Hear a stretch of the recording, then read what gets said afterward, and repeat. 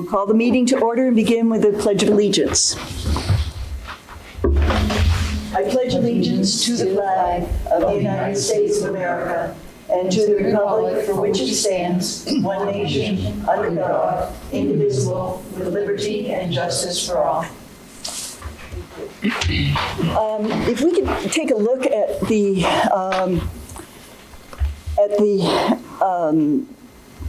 agenda for just a second, I'd like to suggest that we do the business administrator answers first and then do the minutes and then the guidelines. Is that okay with everyone? Does anybody have any objection to that? Okay. Is that so Mr. Angel can leave? Yes, because there's no reason for him to be here for the rest of it. That'd be the highlight of his evening. Well, I'm sure it's the highlight of his week or month, but I would like to say that all members are present, except Jim Doggett will be arriving a little bit late, but otherwise all members are present. So thank you. So Matt. Good evening, everyone. Good evening.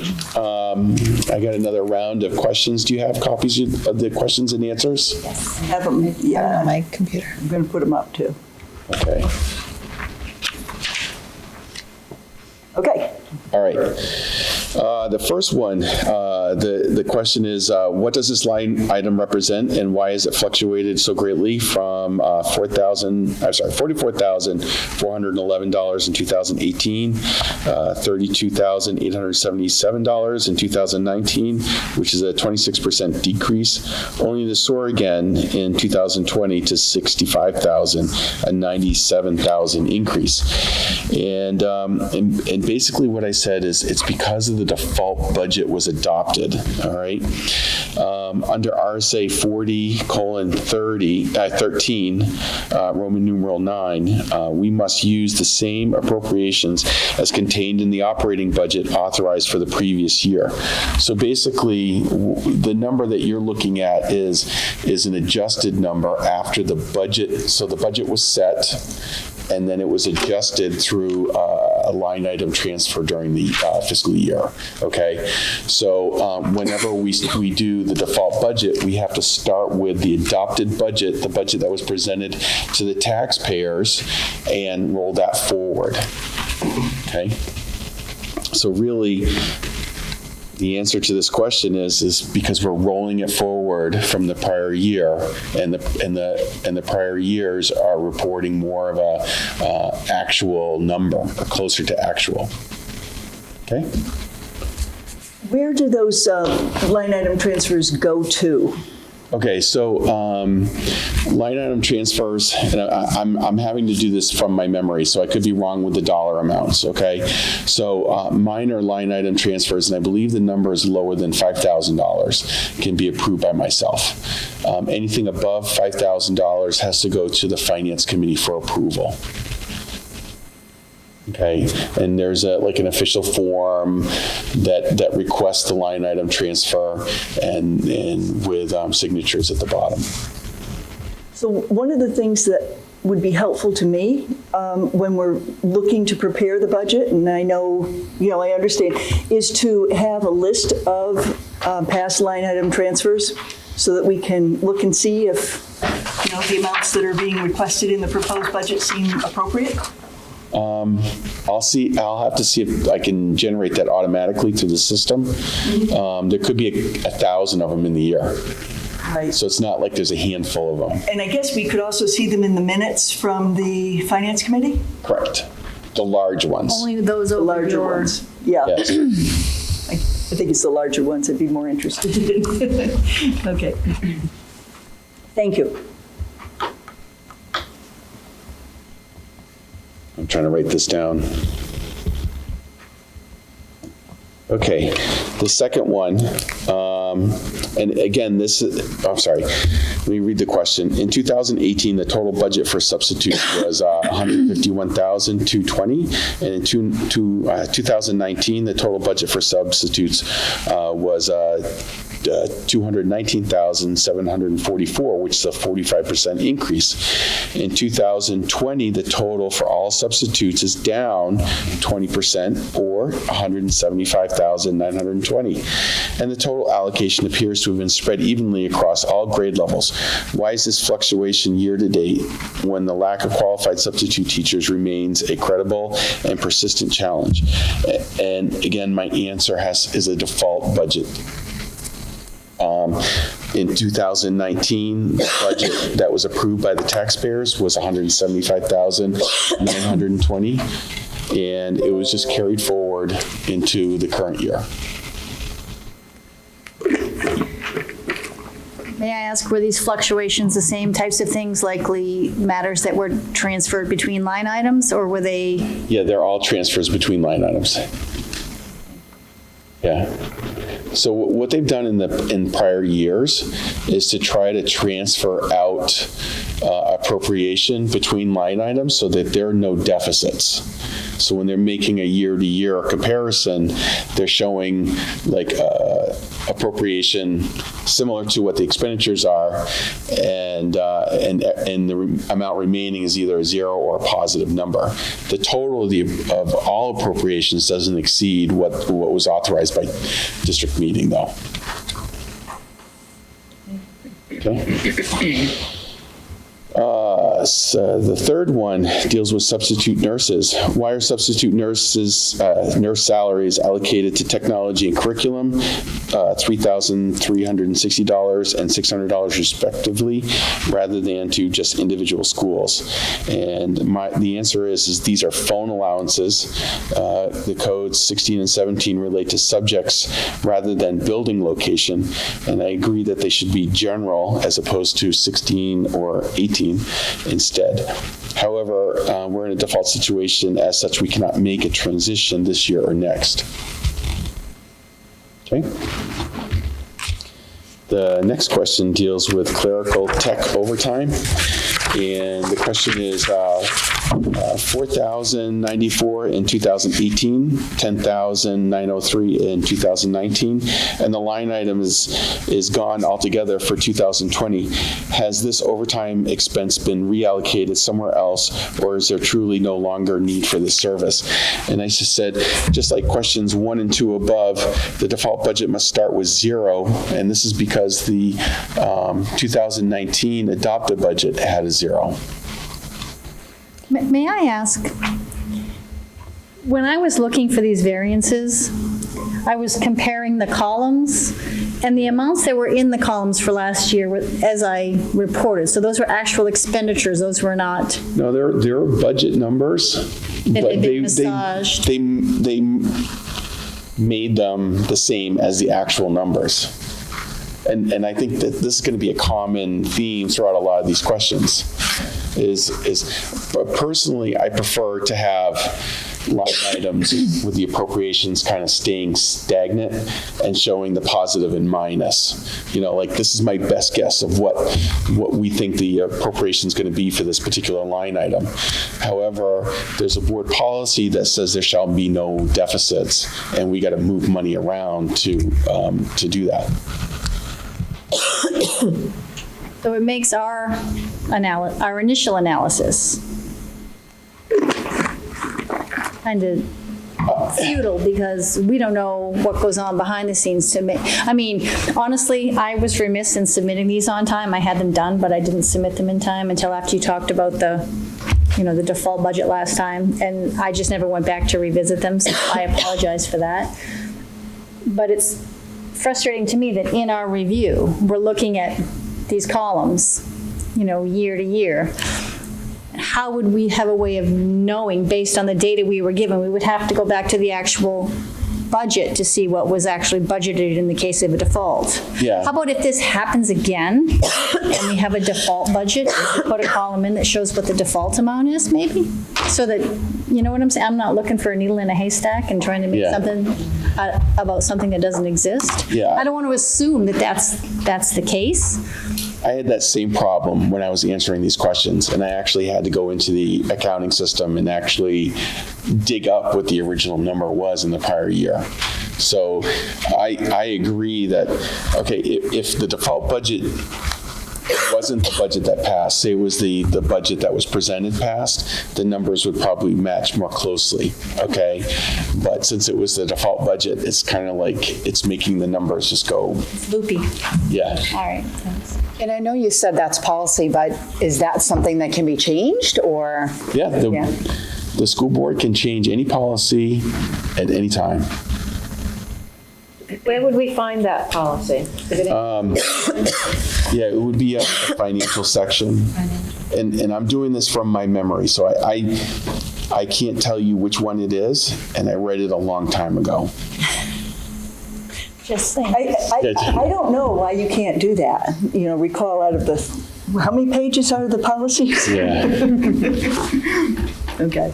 And if you look at all the prior year accounting information, there are no deficits in any of the line items. They made large budget adjustments to make sure there were no deficits. Okay, all right. The next one, number 5. This deals with professional salaries district-wide. What does this line item represent, and why has it fluctuated so greatly from 44,411 in 2018, 32,876 in 2019, a 26% decrease? Oh, I feel like I'm repeating this. Only to soar again 2020 to 65,000. No, you're not repeating. It's just the questions are very similar and the answers are very similar. Yeah, okay. It's default versus actuals. Yeah, and again, this is the default budget.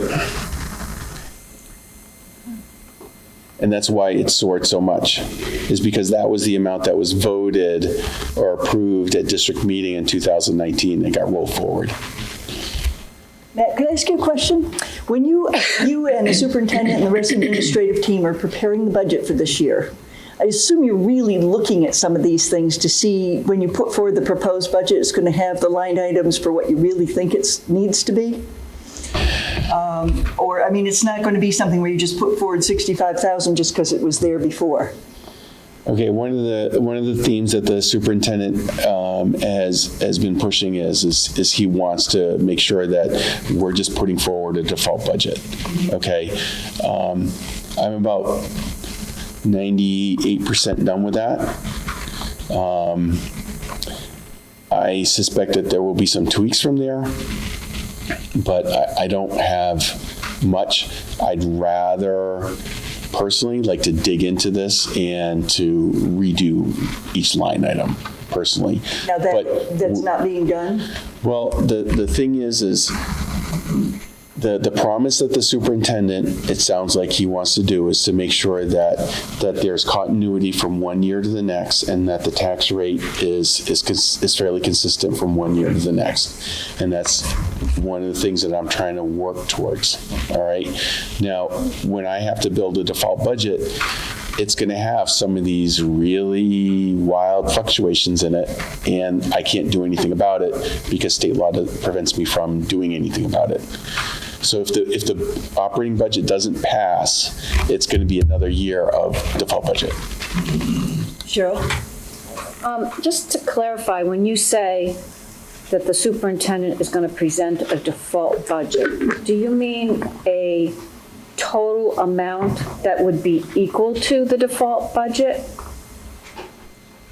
Or? That was my question too, I agree, yeah. It's my impression that he wants to present the same budget as the default, so that... 0% increase?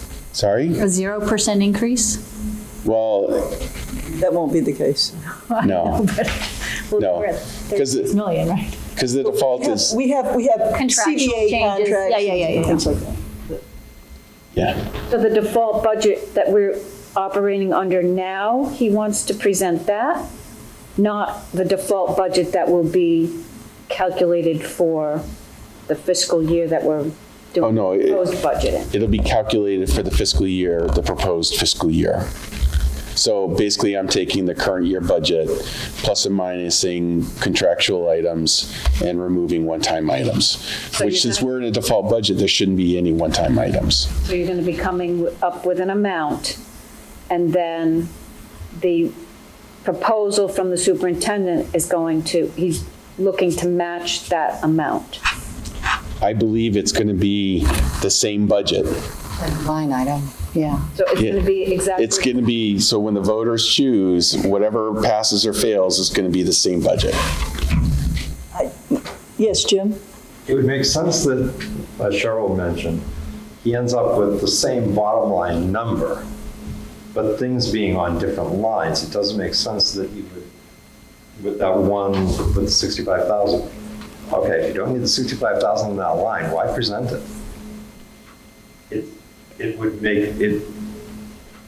When I build a default budget, it has to have 65,000 in No, I it. realize that's when you're Okay. the default budget.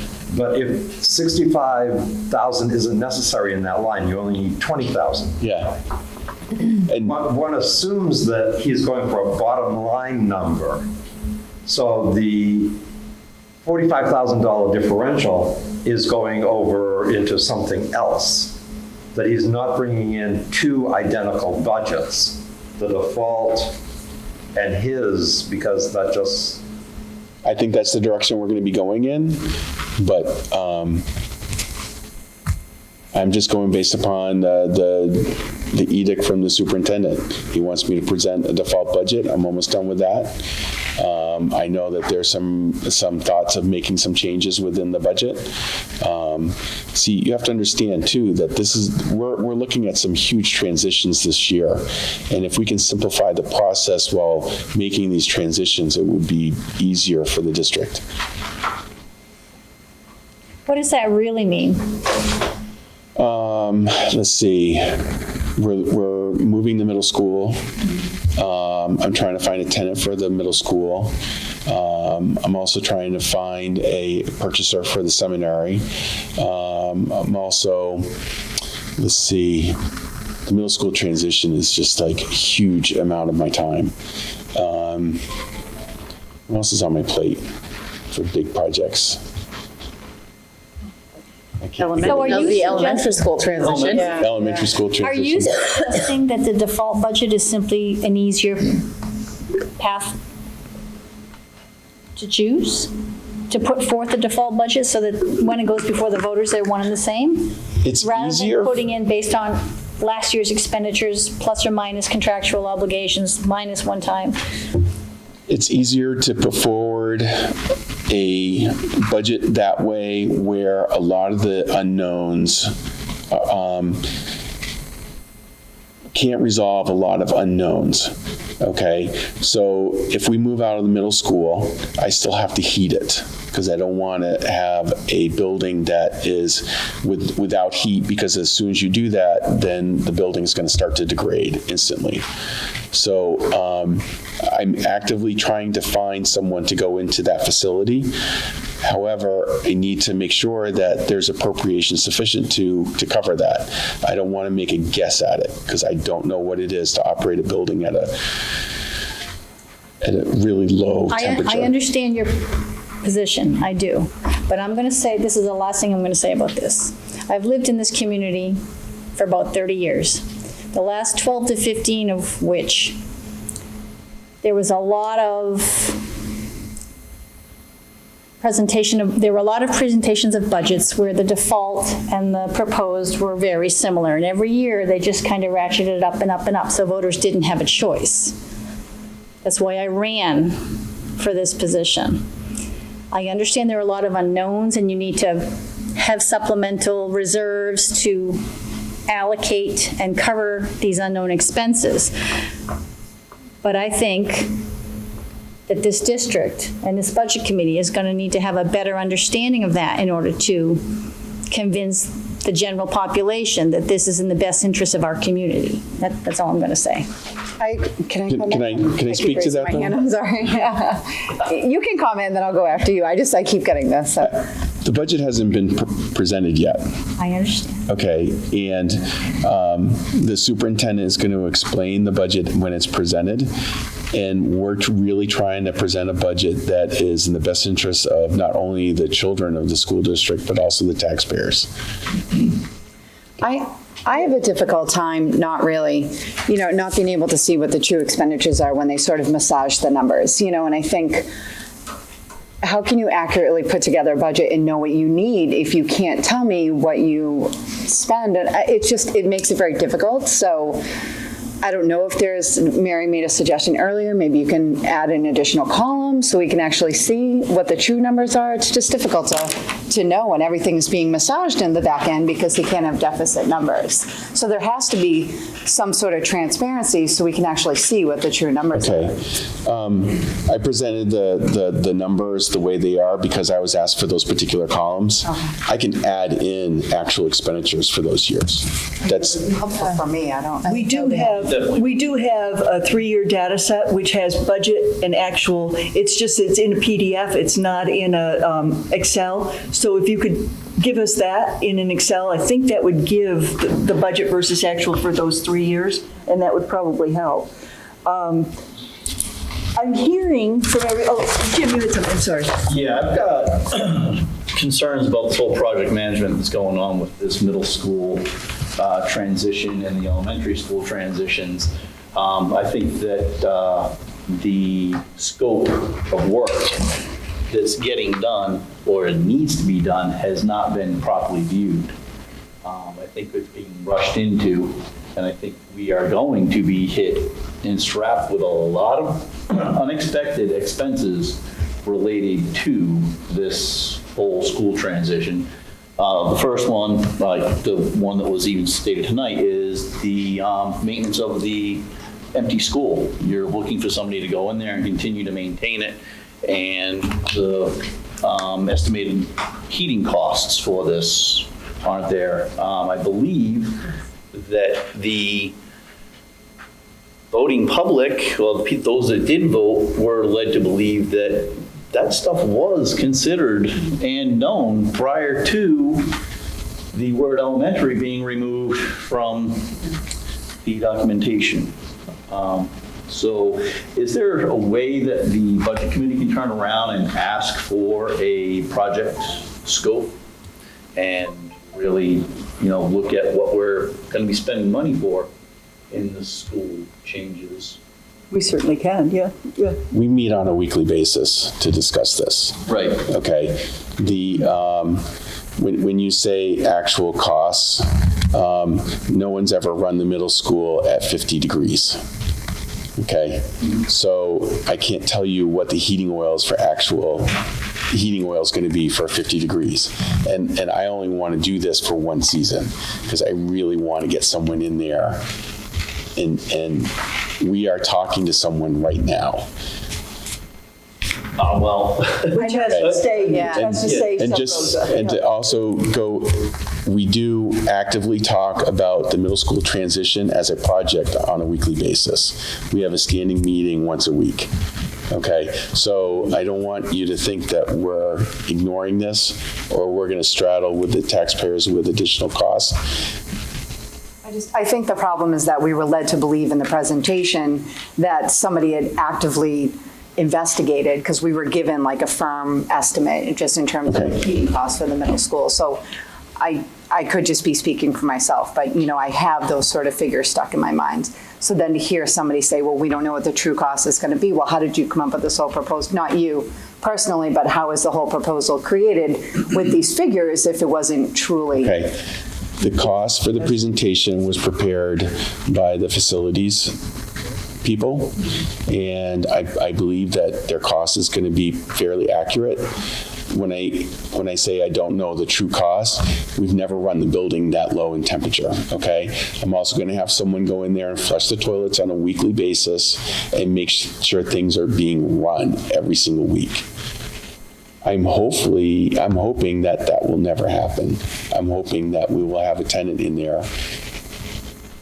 So it's kind of, these are estimates best This is my best guess at this point. Well-researched and put together estimates, but you don't know the actual because we haven't had the experience. That's right. I'm hearing from several members here some concern about this default budget, and I'd just like to take a little bit of a straw vote on it.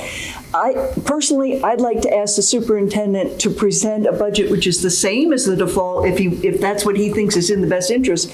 But I'd like these numbers, these line items massaged for accuracy instead of having, the same numbers as 2 years ago. I can provide line items. Can we have a little bit of a straw vote? Is that what most of the members want, or everybody wants, or what? Or do you want a default budget? Oh, well, I'm not sure, but is that something he can or he can't? I guess I don't, I'm not sure what a default budget really means. If default budget, is the meaning of a default budget though that he can't change it? Or is the meaning of a default budget that it's just the bottom line? So I guess I'm just not sure if he can do that if it's a default. I can't modify the line item without authority. Okay, so you're asking me to move the current year budget so that it's more similar to the prior years, right? No, I'm asking when a budget suggestion and recommendation is brought to us on November 6th, Oh, okay. that it be not just a default, but that it be actually looking at what you think you're estimating the cost to heat the middle school, for instance, are, instead of what you paid to heat it at 68 degrees or whatever. Yes, Jim, I'm sorry. I agree. Somebody, I can't remember if it was Vanessa or Okay, go ahead. you mentioned transparency. If we have two documents that are basically identical, one is the default budget and one is the superintendent's proposed budget, and line by line, the numbers are the same. With the idea that in the future, when the $40,000 in that account that's not necessary gets shifted, people are going to go ballistic because that is the opposite of transparency. We will be, we would lose any credibility we still have if we sit there and go, oh yes, these are the same and nothing's going to change. We know that numbers are going to change. So while the bottom line, the bottom number, down to the penny, perfectly identical. The stuff above that had better show marked difference because otherwise people... Reflecting past experience and future estimates. Yeah. I mean, otherwise there's no credibility, there's no transparency, and... So I don't know. Yes, Matt? I have to disagree that the default budget is not favorable to the general public because the legislature said that it is. Basically, they said that if an operating budget is not passed or approved by the taxpayers, then the default, which is the prior year amount carried forward, is the one that operates. Unfortunately, I'm in a year right now where I'm dealing with a budget from a prior year that doesn't relate to the current year. Exactly. And that's what we're asking is that the budget that's put forward, or we haven't asked, that's what I'm asking, and I'm going to ask for a straw poll. But what I'd like to see is a budget that says what you think it's going to be, on the various line items, not just putting it forward exactly the way it is this year, plus the contractual agreements and stuff. I don't know.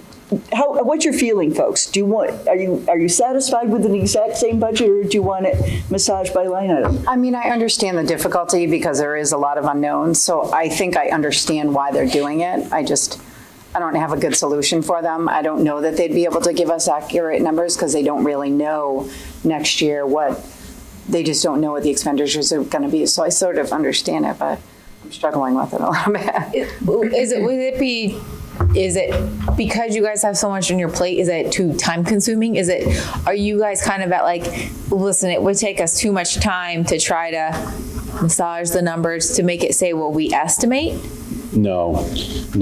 Really what we're trying to do is bring continuity to the taxpayers for 1 year during a large transition. Okay.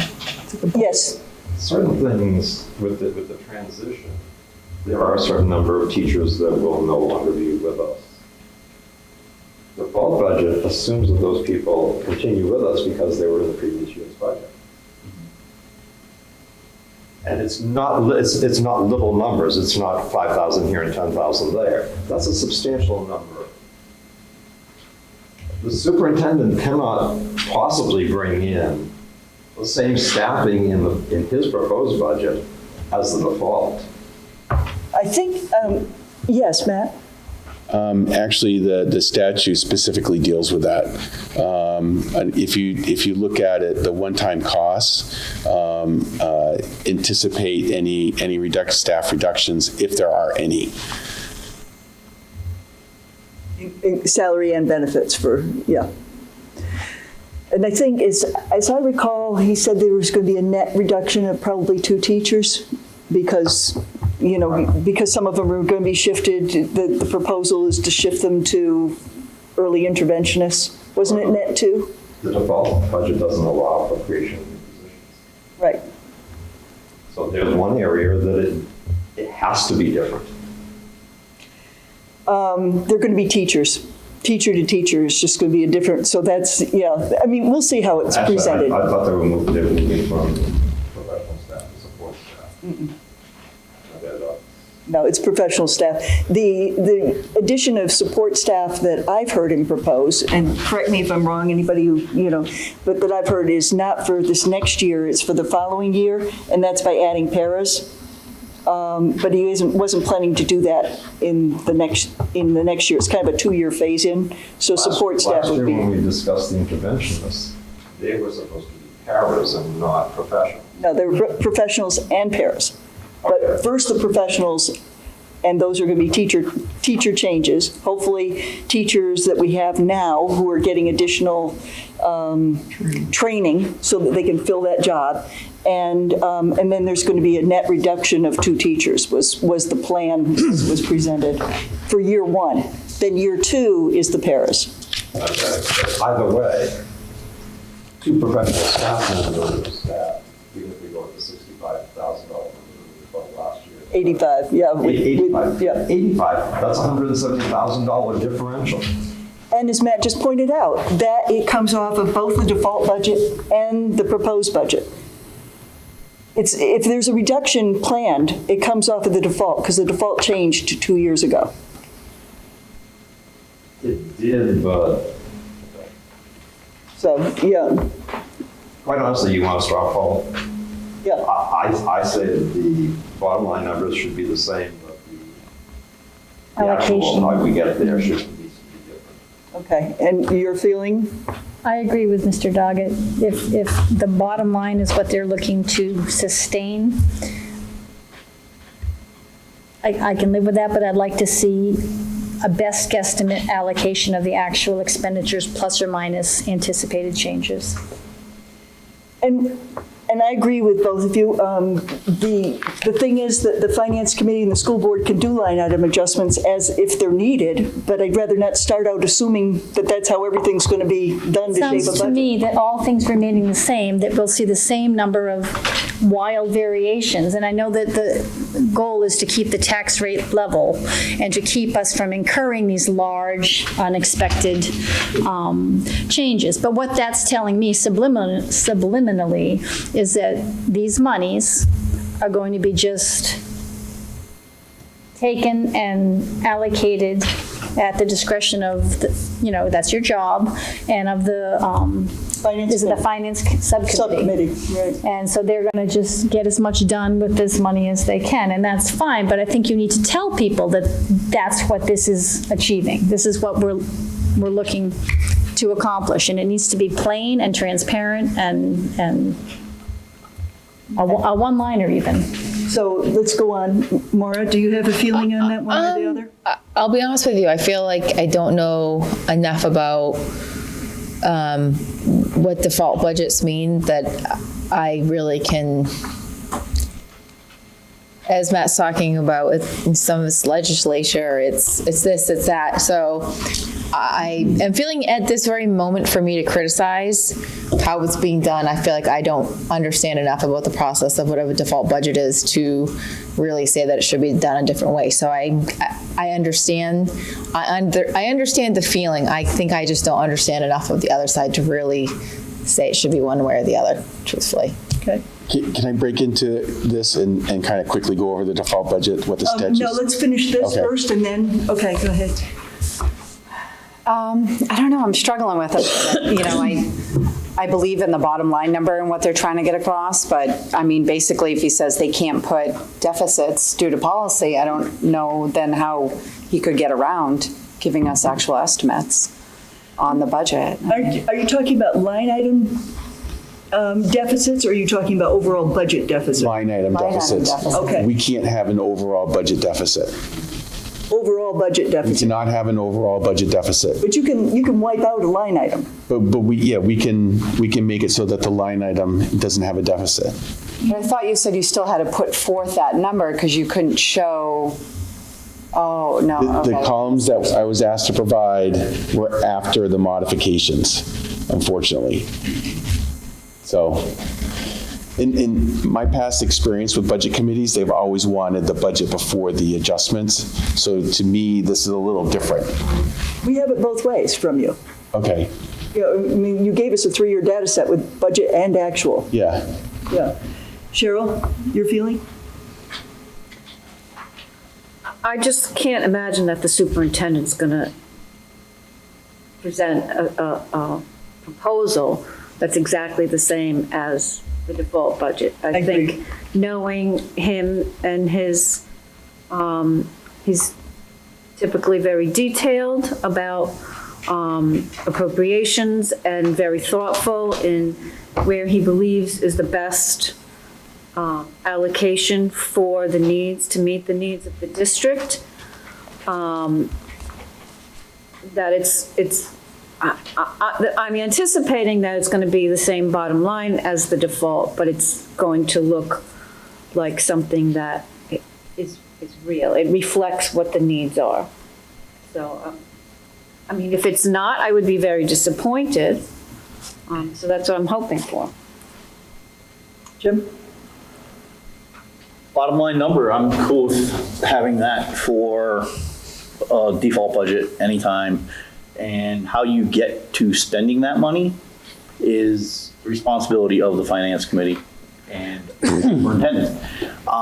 As far as this line item here, 5 that we're talking about, subject professional salaries, we got an increase of to $65,000 this year. That's due to contractual agreements and such? No? No. What is- It's just the amount that was in the default budget. Okay. In the prior year, there were line item transfers, correct? Yeah. There were line item transfers of about, 32,000 or 33,000, moving it to other places. So that's the actual, but the budgeted amount was 65,000 because it was just carried forward into the next year by the default. Default budgets are a pain to work with. Larry? Standing that. I think the first thing we should do is get rid of that word default, because actually it's not going to be a default budget. It's going to be a budget for the year that we're actually doing. And I think, like you, the bottom line is what we're really concerned about. If we can see where the changes are, knowing that it's not a default budget, it's the budget that we're working with for the coming year. And if we keep using the word default, everybody knows that that means we used the budget last year. Well, I agree with you. There is no way it's going to be the same, because you're going to have increases in contracts that we've had out. There's all kinds of changes that are going to be there. And if we use the word default, people are going to say, well, why are you saying default when you've increased X number of dollars above it? I think the first thing we should do is get rid of that word default, because it's not a default budget. It's the budget for the year that we're doing. It's the same amount as the default, but it's a budget. It's a budget, and we call it a budget for what it is. So I think we're pretty unified about that, and if you just convey that, and I agree with what Cheryl said, that it would astonish me if the superintendent were not planning to, you know, I know he's been working at it for months. He isn't going to just sit He is. there and just say, okay, I'm going to give you the same one that you've got right here. Yeah. I mean, you know, I just don't think he's going to do that. Okay. So I just want to go over default budgets for her, okay? In a regular town meeting, where the taxpayers go to town meeting and they vote live, they actually vote in a budget right there. They can make amendments on the floor, okay? Here, we have 2 sessions of town meeting. The first one is deliberative session, where they can make some amendments, but then there's the ballot session where the taxpayers come in and they actually vote on what the budget is. The problem is if they vote not to pass the budget, okay? And there has to be a budget that is a default. Okay, Right. And which is, it's assuming last year's programming plus or minus contractual obligations, okay, less any one-time costs, okay? So if the prior budget included $200,000 for a new roof, that would get removed as a one-time cost. Okay. It also includes the idea of staffing reductions or the canceling of a program. And I get that. I guess I don't really totally understand why you can't change the line items in there. I don't understand why what the superintendent is going to propose is, if you knew that the oil last year was wrong, why you wouldn't just fix it this year Okay. and still try to get to that bottom. Yeah. There is some of that going on. Okay, truthfully, the oil's probably not a good example, even though we got a But that good would rate still this be, year. but at the end of the day, so it can still be a default budget and you can still, so Yeah. what the superintendent's going to present does not, each line item is not going to be the same. Yeah. He's going to change the line items, but the default budget will be that same number, what you just said. That's right. And Okay, I would then love to I don't have. see what the problem is. And I'd love to have $1 in most of the line items as well. All right. Oh, yeah. So I don't understand what the problem. That's not what he said earlier. He said No, it's that not. You said that you No. couldn't change the numbers on the line items, that they had to carry forward. Right, my edict is to make a default budget, okay? However, I have been hearing making changes to that particular number, okay? I think what's going to happen is what you guys want. Well, Okay. hopefully that will be the case. I think that probably Mr. Ambrose will get a couple of emails just, you know, encouraging that. And I know he watches our meetings, so I'm sure he'll be responsive to that. Yeah. I have to agree with Mr. Heath on one thing. You keep using the default. The default is a legal term for a specifically drafted budget based on certain criteria as outlined by the legislature. The superintendent is not presenting a default budget. The superintendent is presenting his operating budget, period. We don't call it default. I mean, it keeps coming from the podium that it's, I'm looking on, it's not a default budget. A default budget is that one that the school board adopts at some point in December, and that is the one that meets the state criteria of what is a default budget. Turn on your microphone, please. Underneath. The other, what we will be receiving on November 6th, is the superintendent's proposed budget. Yep. Yes, the bottom numbers may be the same, but there are going to be all sorts of differences in the lines above that. We believe and recommend. That's what he is. And quite honestly, I go so far as to say, in order for my support, there better be a lot of differences. I think there will be. I think, and this is clear, using the word, the semantics of using default to describe it's the same amount as the default budget might be clearer than to say it's a default budget. So, yeah, sure. Just want to point out that we have the final say as the budget committee. It's our responsibility to present the budget to the voters. So it may not be the same as what the superintendent is recommending. It could be higher, it could be lower. So we need to have that detail that justifies why particular amounts were requested. I understand the intent to help, keep the tax rate even so we don't get huge fluctuations up and down. This budget committee could recommend an amount lower than the default budget. Frankly, when you were saying that it was going to be, that it was going to be exactly identical as to the default, I was like, oh my God, we are going to be working awfully hard, and I don't really have to, willing to do it, but boy, we sure want the input from the administration. So, okay, so let's move on with these. All right. Number 6, I believe it's the same as question number 2 above. And number 7, I believe is the same as question number 3 above. 8, same. Is question 4. Copy and paste issue.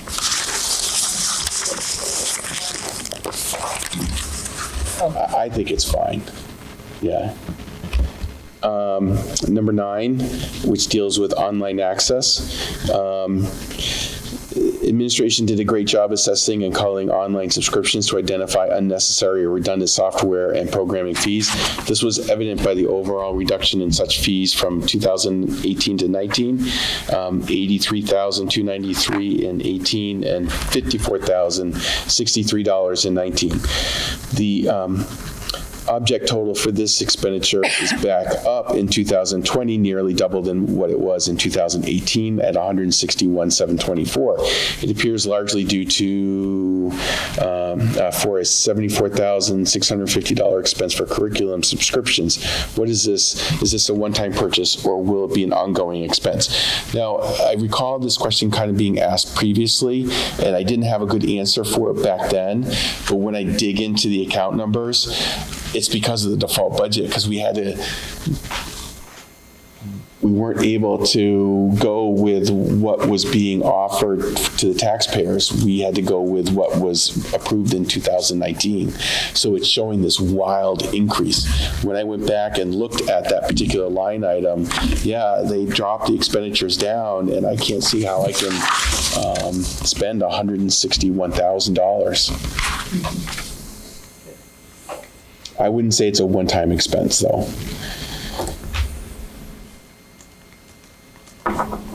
All right, number 10, new equipment, all. In 2018, the total was $8,807. 2019, the total was $24,208. And in 2020, the total was $47,240. The lion's share is $30,540 is attached to the high school. Is this expense related to the restructuring, making room for the middle school move, or is this a one-time cost? This is a movement of, okay, how do I explain this better than this particular line item? What I saw is there was a movement from one line item to another for special education, okay? And unfortunately, the description in there just says like movement for special education. It's not descriptive enough for me to say anything beyond that. I didn't do it, so I can't really explain it better. So due to the variances being in excess of $5,000, was this likely something that was approved by the finance subcommittee? No, it was not. It was just an adjustment made on the number that was put in the default budget.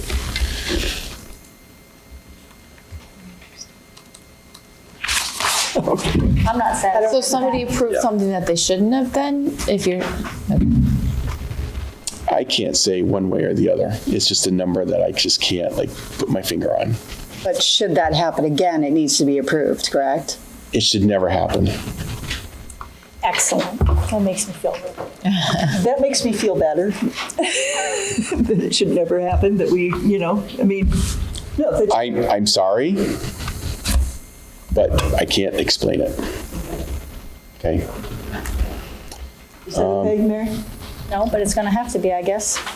Yeah, unfortunately, we don't have the personnel who did that to ask about it, so it's hard to dig in. What are you thinking? Not happy with it, but. Can I just ask a question? Is there anybody that sort of checks upon things like this? I mean, is there any flags or checks and balances or What do you mean by that? You mean like the state? just, well, no, I mean, not to a legal level, but I mean, just, I would You think that audit there our would. financials every year, right? Yeah, we do audit our financial statements.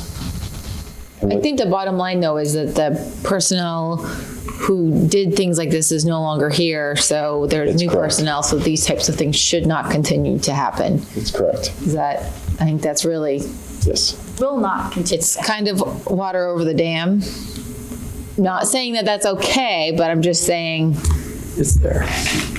things were done wrong in the past, and Just want to make sure history doesn't repeat right. I was going to itself. say, Vanessa's got a good point. If it happened before, what's going to prevent it from happening again?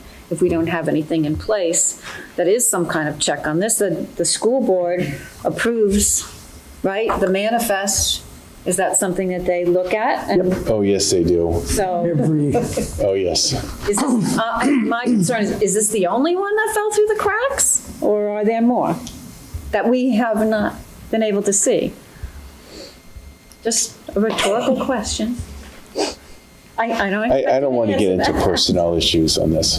Yeah, we can't. No, I'm not talking about personnel, but we should have in place, as a school district, oversight to make sure things like this don't happen.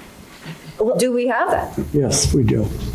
The school board asks a lot of questions about the manifest, do they not? Yes, they do. Oh, my God, Oh my God, what? they make me spend a lot of time answering their questions. That's good to hear. Yeah. It's appropriate. We don't want people just saying, oh, anything you say is okay. Does that happen There's a before running the list. School board meetings, because in the school board meetings, it just gets passed around and signed. There's no dialogue. It comes out a week before, actually Friday before. Yeah. You guys, So we whatever. all have a chance to go through line item one at a time, and it's a nightmare. And I provide them a manifest with a narrative on it, okay? Trying to like cut down their questions. And it still comes back as one of the school board members has a running question list because he asked the lion's share of the questions. So I have this running list that I've got to make answers to and cross things off from. And it's constant. The person he's talking about is extremely good at looking at budgets and stuff. Extremely good. It's Jamie. Yep, it is. He is A excellent. professional at that, so Yes, he is. we have a very highly paid employee who's working for $1,000 for the district. He is, And the questions are bring good. something up, you know it's, you dig in. There are no bad questions in that list. Okay. Okay? I think that's important, what you say here, too, that there'll be no one-time expenditures because it's a default budget. But there could be, because you could do a line item transfer, but you can't. Yeah. You could do a transfer, and it might be for a one-time expense into like a boiler. But it doesn't mean that, okay, I can't transfer from heating oil, which is a repeating expense, into a one-time expense. I can't do that. All right, number one. Number two, if it did happen, it's still heating oil when it gets brought over for the default budget. No, okay, I understand that. But my question is about this one-time expense, that there are no one-time expenditures in the default budget. But when next year's default is being prepared, and the Yes. school board approves it, there could very well be some one-time expenses because of line item transfers that are, I mean, you're having a bunch of line item transfers, for instance, for the middle school, to do work on the middle school and the high school. Yep. Aren't those one-time expenses? But I'm asking I'm asking each of the schools to tighten up on some of their programs. So they're not offering something in order to get this done. Okay, so I don't want to make it sound like it's one time. Yeah, we're taking something that repeats every year, we're making it tighter to make money available to do the middle school transition.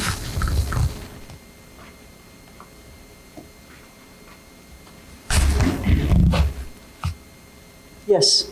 So I Sorry. have a problem with that concept because, quite honestly, if you create a line item and fund it from whatever source, it becomes a one-time, like the middle school, becomes a one-time expenditure.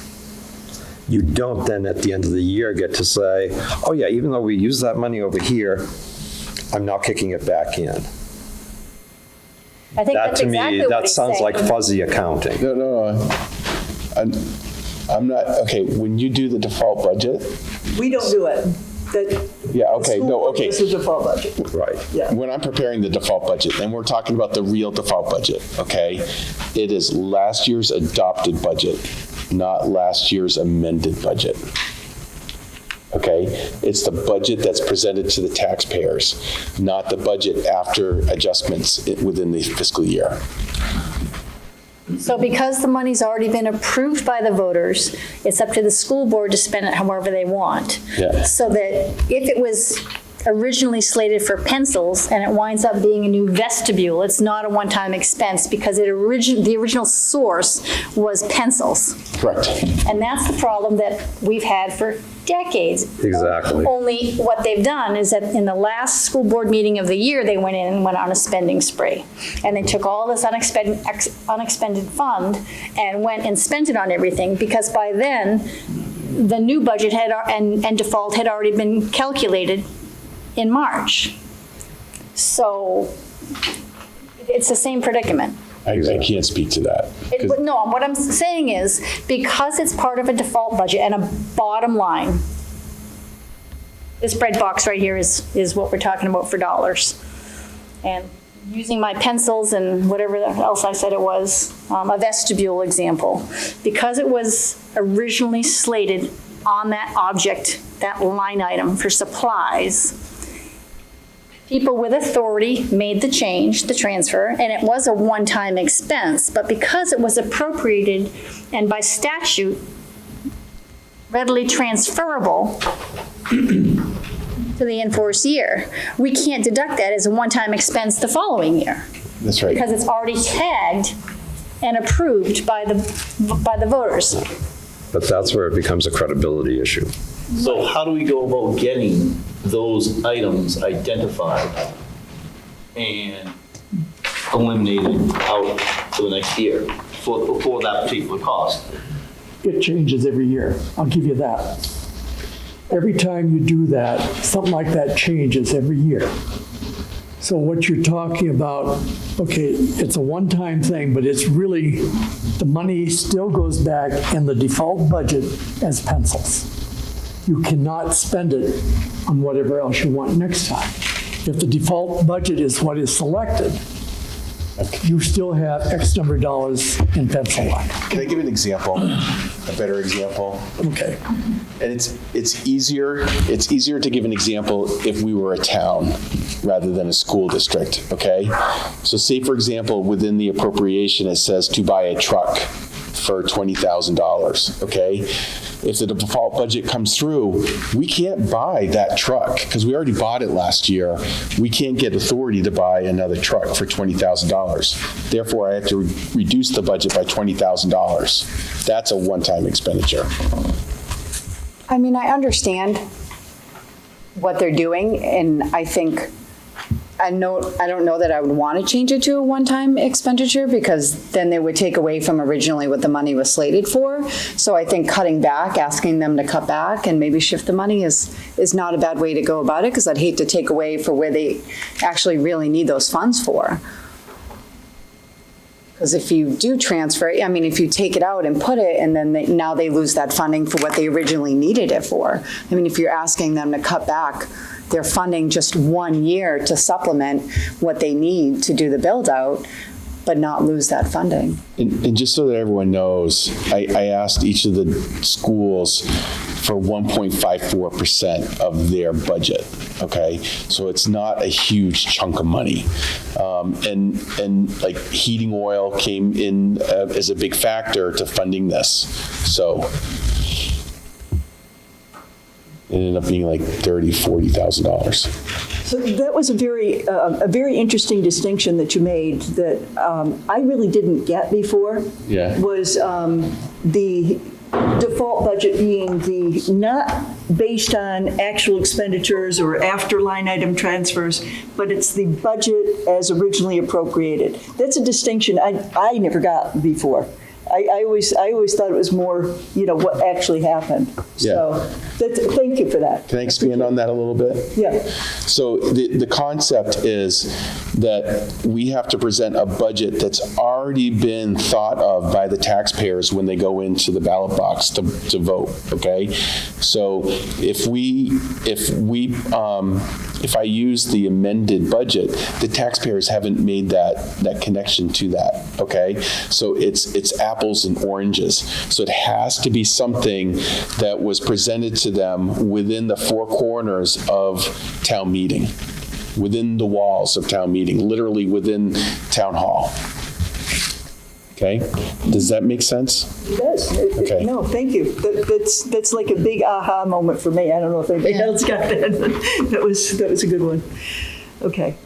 Can I just make a comment about something that Mary said about going on a shopping spree at the end of the year? Because I get that, and I see from my own business, I see both sides of the coin of why it happens. And I don't think it's just here that it happens. I think every budget everywhere of, oh, well, I have to spend the money on the oil, or if I don't spend it, they're not going to get, and oil's probably not a great example. In my industry, in restaurant equipment, so in the cafeteria, oh, well, if I don't go and buy this new refrigerator, I don't need a new refrigerator, but if I don't go and buy it, they're not going to give me the money for it next year. I'm not going to have that. And it's like the flip side of, okay, well, I'll be a good person and not spend the money, but I'm afraid somebody's going to go and take it away from me. I don't think it's just a Sanborn problem. I don't think it's just a school problem. I think it's like a general. Which is why we've been trying to work towards zero-based budgeting, which is based on actual needs and forecasts. And we are held hostage by the default budget. Yeah. And I get that. But please understand that the way that this works, the way it's always worked, as far as, well, we've got this left over and let's spend it, doesn't mean that it's right. That's how we get bloated budgets and how we get ratcheted up and up and up and up.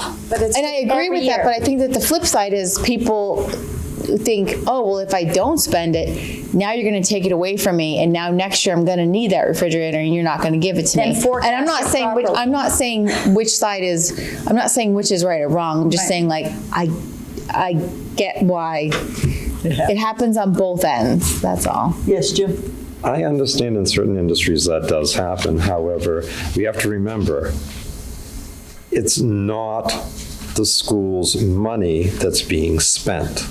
It's the taxpayers' money. That $200,000, $2 million that is left at the end of the year, we shouldn't be spending, oh God, if we don't spend it, they'll take it away from me. It's not ours. It is surplus. It needs to go back to the people that gave it to us and entrusted us with it. The fact that we were able to, we have an administration that is capable of saving money by being frugal, or something good comes down the road. We have to remember that it's not our money. It doesn't come from the taxpayer and come to the school district and just sit there and the school district does whatever they want with it. Taxpayers pay what they believe is their fair share of educating children. if what they're told through a budget is more than is actually needed, they should get it back. I once did, when I was on the school board, I did an analogy that if you send your child to Kohl's because she needs a new pair of jeans and all you've got is a $100 bill and you know the jeans are $50, you're expecting when the child comes back, yeah, I've got my jeans and here's your change. The child that comes back and goes, oh, by the way, I spent the other $50 I bought, Becky down the street. She and I saw blouses, so we have matching blouses. That's not what you sent for. Now, me as a parent would look at the child and go, no, you take those things back. You got your jeans that you needed, but the other things you didn't clear through me. I want my change. But that's not really what I'm talking about. I'm talking about the budget for the future. I agree with that. I'm just saying I think some of the mentality is now next year when I need to get another pair of jeans, I can't get another pair of jeans. I'm thinking of it more from the budget perspective. But you have CIPs and plans. If you forecasted for it and put it in your proposed budget. Exactly. Absolutely. It could be that they're running so lean. I mean, I don't necessarily We had a agree with that. $1.5 million surplus last year. Yeah, but it's. But that was after a again, spending freeze. I take the position that, convince me why you need that money at the end of the year. Why do you feel like that you want to put it towards certain things? There could be legitimate reasons why you feel like you need that money. And we that's have why them. you're spending We have it. them with the transition, and that's what he's saying. There's this blanket assumption that there are these unknown expenses, and we're going to incur them, and would like to have this, I don't want to use the word slush fund, but a cushion or a little excess reserve to help transition these things in without calling for a special meeting or, slashing something else or putting a spending freeze on. I get that. My advice and hope is that this is sold to the school board and to, us. We're the ones that are going to have to turn around and sell it to the public. But it needs to be transparent. You need to say, this is what we're doing and why.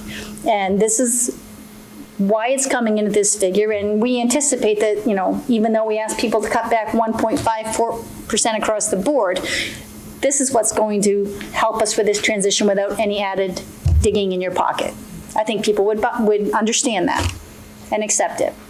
Okay. So let's get on with the rest of our questions. Okay. Thank you, everybody. Number 11. This has to do with an additional budget request. There's a new budget expense already paid for in 2020 via Bakey School. This was, what is this $17,654? And is it a one-time expense or recurring expense? This is actually a really good question. What this is a grant for the climbing wall, okay? And what you're seeing is this was in an actual expenditure, and there's a zero budget line item for this. Okay. This is not part of the operating budget. This is not part of a default budget. Okay. What this is a one-time grant that was accepted by the school board. So it can never become part of the default budget or the operating budget. Okay. And it can't be. Why is it coded with a 10? I thought those were coded with, if it's a grant, it was coded something else. Well, not all grants end up in the Fund 22, okay? Yeah, wasn't that federal? Was just slated for federal? I would put it in Fund 22. It just ended up in Fund 10, okay? So you would put it in Fund 22? Personally. That would be helpful to us. But you know what? I think this is a good example of what would not, when we say that there are certain things that occur that would never become part of the default budget, this wouldn't even be considered a one-time item, okay? Because it never went before the voters to be approved to begin with. The formality. The formality, okay? So this is the climbing wall at the Bakey School, Okay, good. okay? Let's see. Which is great, by the way, if you haven't seen it. You should definitely stop by and take a look at it. So if this is a grant, why doesn't it even surface in our area? Why, if this is a grant that's not federal, that we're not putting an application in for, we're not having anybody in our district work for this to get this money from the federal government, why does this even show up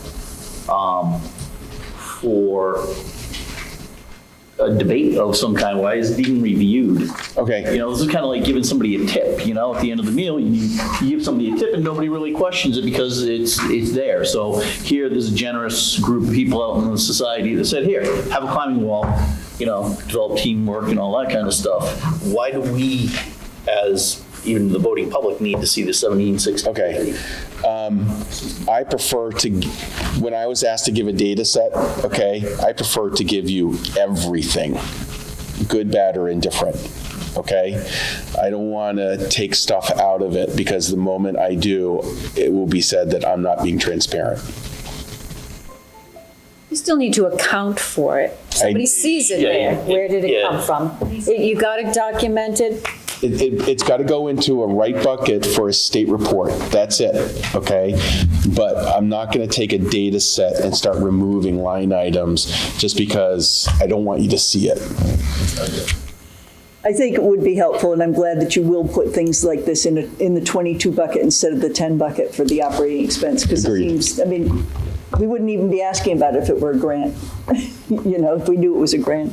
So, yes. I was just going to say, grants are accepted in two ways. Either you budget for them because you can only expend that which has been budgeted, or you have to have a special public hearing in order to accept the money.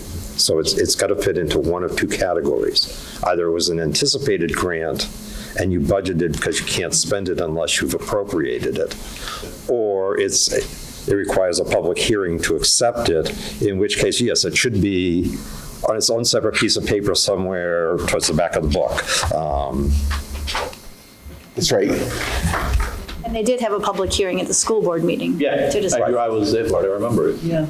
So that sort of grant shouldn't be in the budget. That is sort of the above and beyond Appendix C.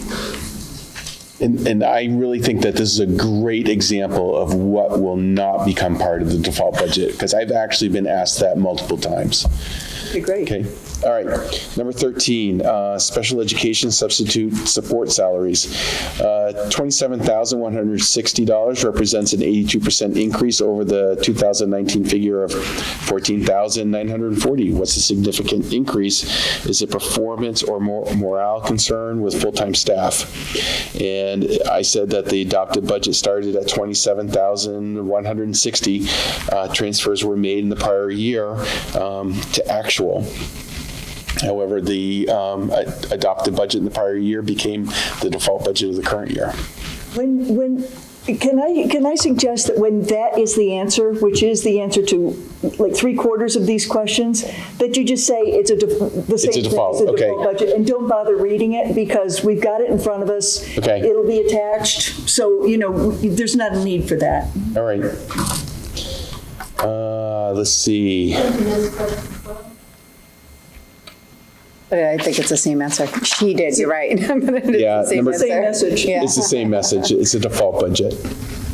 Okay. Number 14 is not. 13. We just did 13. We did 13. Sorry, I apologize. Number 14 is details of question. You stated 2 weeks ago that the salary increases were $631,568. The warrant article estimated the increases at $508,964. Why the difference? And then, okay, I'm going to read this out loud. Yes. Okay, as mentioned in my written narrative, $462,671 of the $631,568 related to reallocation of federal grants. In the prior year, federal grants just showed $700,000 as a single amount. What that means is it was not coded as a salary line item or a supplies line item, okay?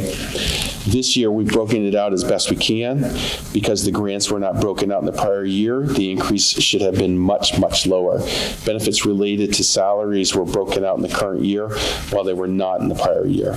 If we remove the 462,671 from the 631,568 for an apples-to-apples comparison, then the increase is only $168,897. Considering FICA Medicare at 7.65% and New Hampshire retirement at 17.8%, the total is now $211,881. So this includes both salary and benefits.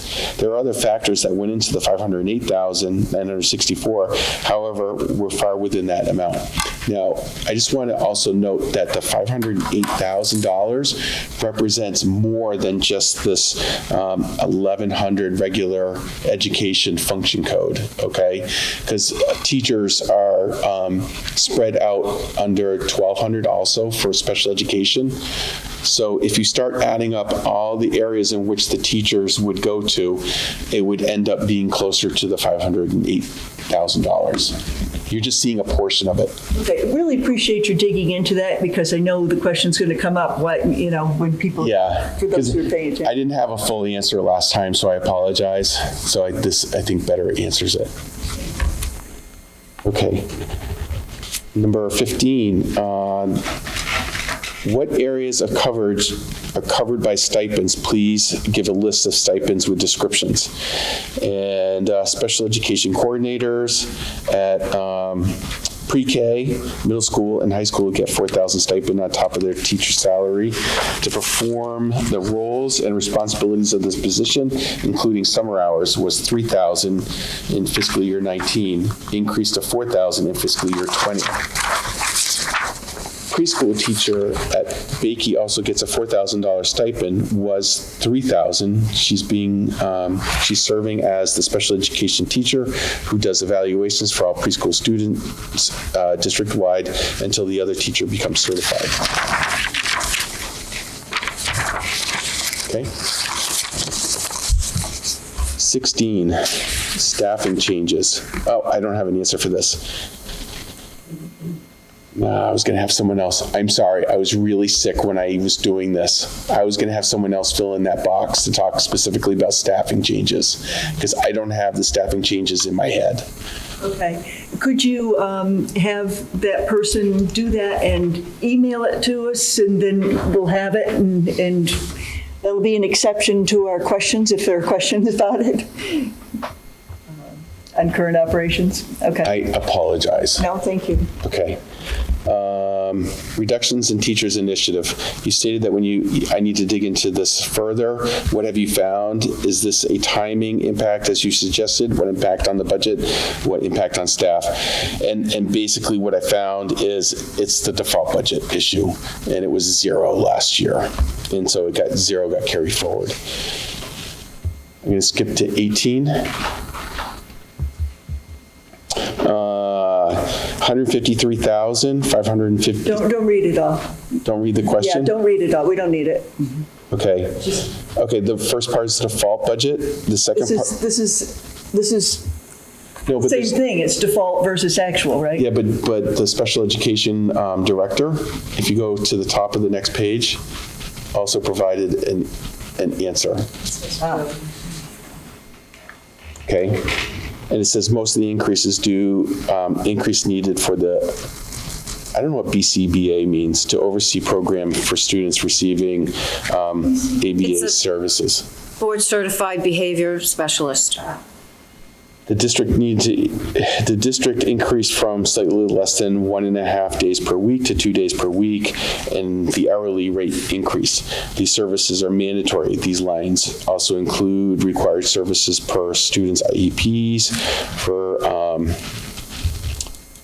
I don't know these acronyms, OG, SLP, and PT consultants with an outside provider, vision services, orientation, and mobility services.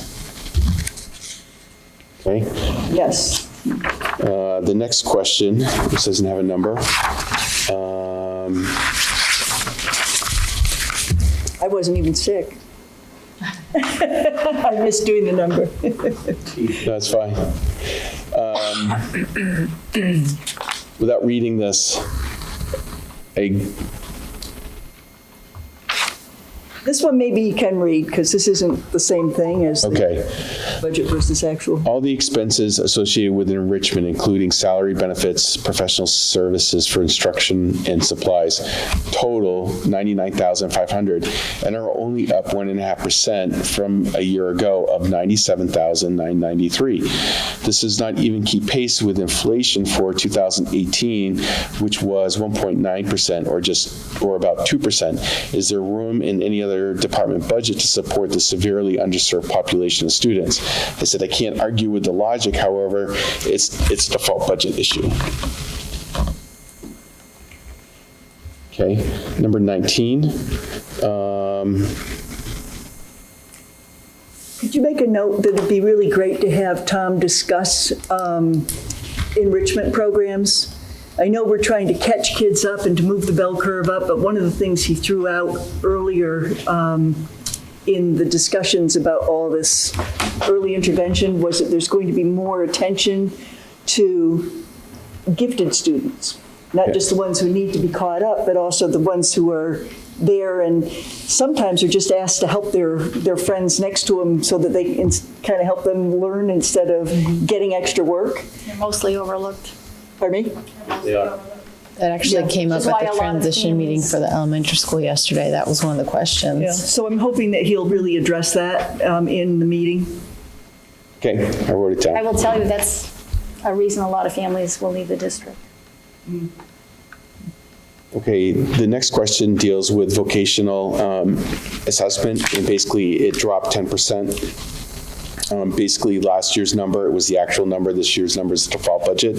I do want to say that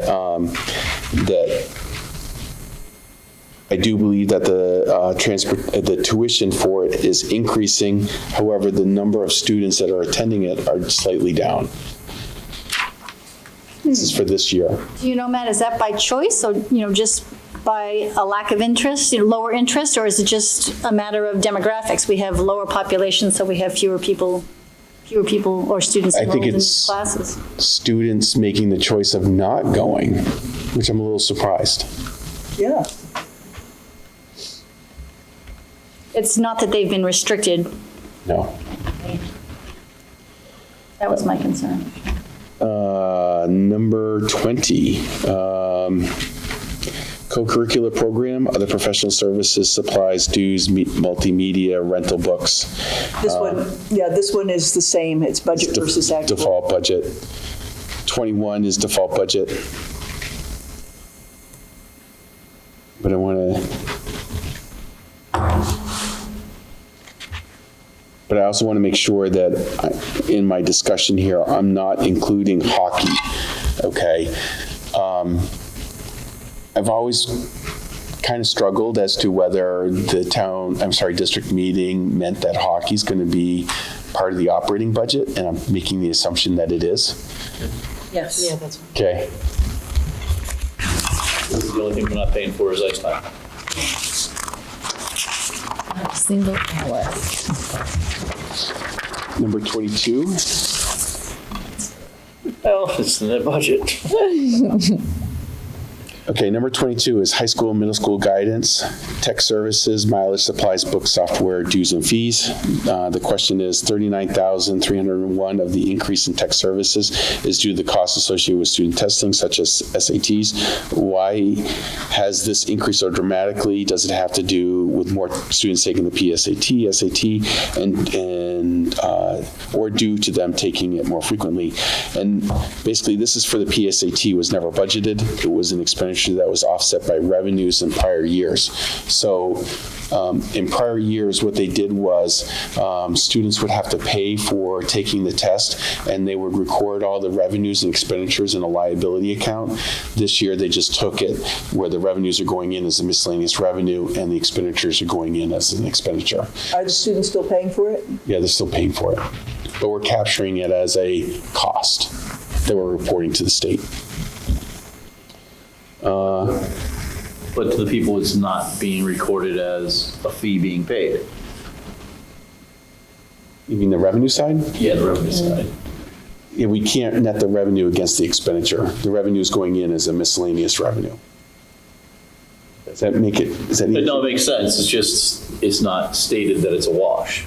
Yeah, it's a wash. It's a zero. It doesn't affect the bottom line. No, but somebody who's getting introduced to the budget, such as Okay. myself and two other freshmen, and then you have this whole awakening of a bunch of people out there that are the taxpayers that are looking at this stuff and start looking at this and say, well, now all of a sudden we're paying, the school's paying for the PSATs. Okay. But my child paid for the PSAT. Yeah. So, Well, how much does this actually cost? And nobody's there telling the people that are paying for the PSATs and their taxes, saying that, oh, by the way, that money just came in and went out. It did. Yeah. The school never, ever paid for it.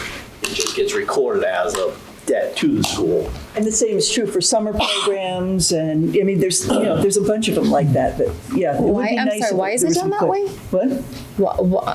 Why do you do it that way? okay, last year it was done differently, and this year we're trying to capture the number so we can report to the state as part of our expenditures, okay? Last year, it was just a number that never got reported to the state. So it's beneficial for us to change the accounting, okay? So it's just an Okay. accounting change.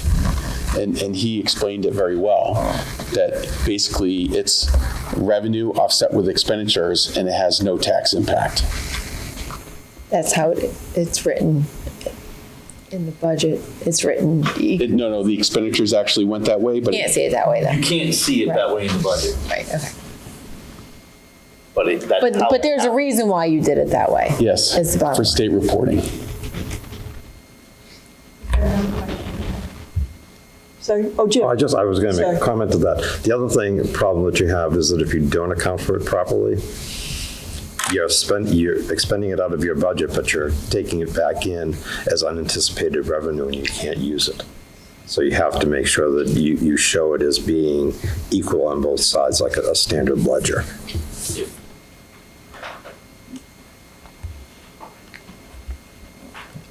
Okay, 23. The question is well, actually, let's go to the subject. 39,000 in 2018. Oh, this is a deficit budget question.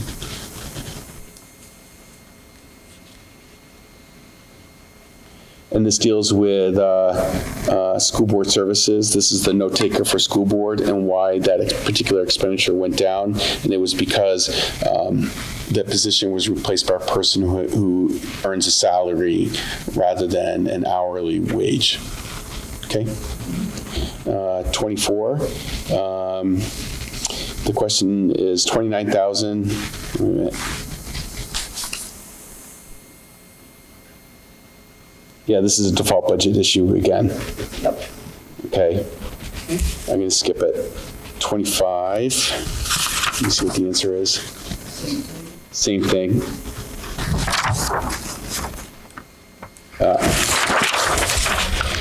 26. School administration services, travel and mileage, Bakey Memorial High School.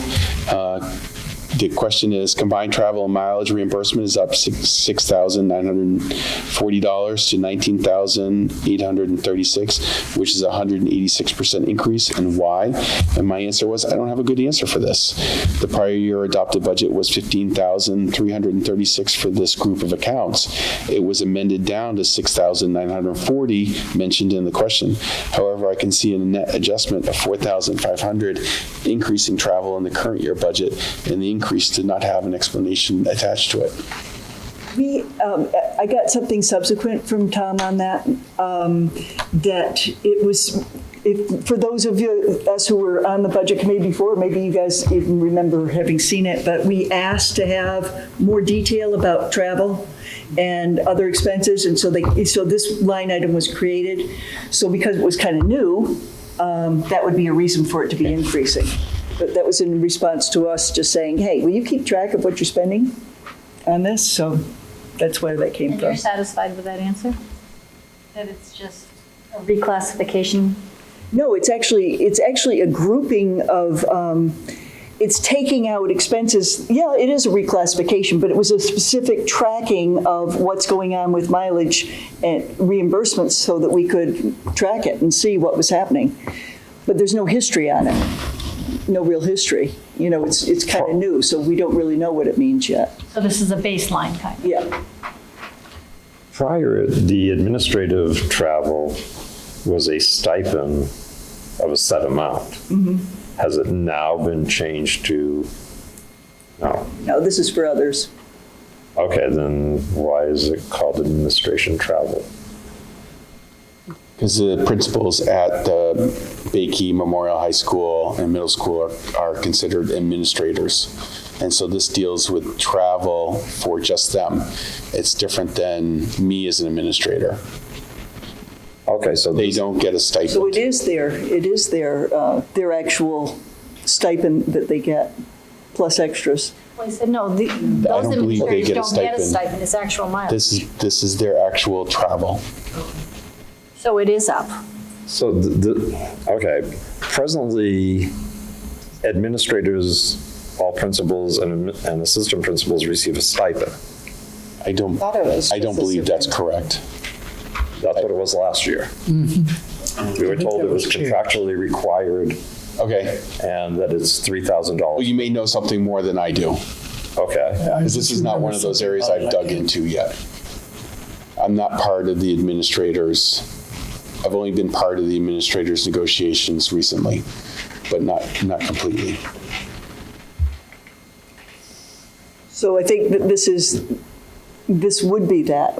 It would be something to find out more about, I guess, because it seems like we have some questions on it. Yeah, I've been asking questions about travel for quite some I time. know you have. Yeah, Cheryl. I think there was some discussion that this was not just traveling from school to school, but that this travel and mileage was also part of like going to professional development, or if they had to go to Concord for a meeting of all special ed administrators, that was included in that, but I don't think it was broken down by that. And that might be why the numbers. I thought I recall hearing that in one of the meetings as well, that it was going to be, that travel expense was going to be collected in its own bucket. I'd like more information on it when you get it, Yes. please. Thank you. Do you know how much you're getting per mile right now? I think it's just 56 cents. It's the IRS rate. All right. 58 cents. Did it go up? Okay, and the last one. The last one is similar to the other default budget questions. Okay. Are we good with this, everybody? We have a couple of follow-ups still. And I know you made note of them, so. Yeah. Okay, thank you. Thank you. We appreciate you being here. You don't need to stay for our minutes and guidelines. All right. Well, thank you for having me. Thank you. Thank you. Thank you.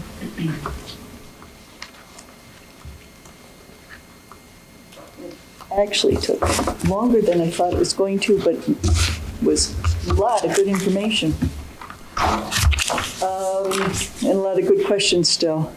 Okay, have a motion to approve the minutes of October 10th and then second it and then discuss them.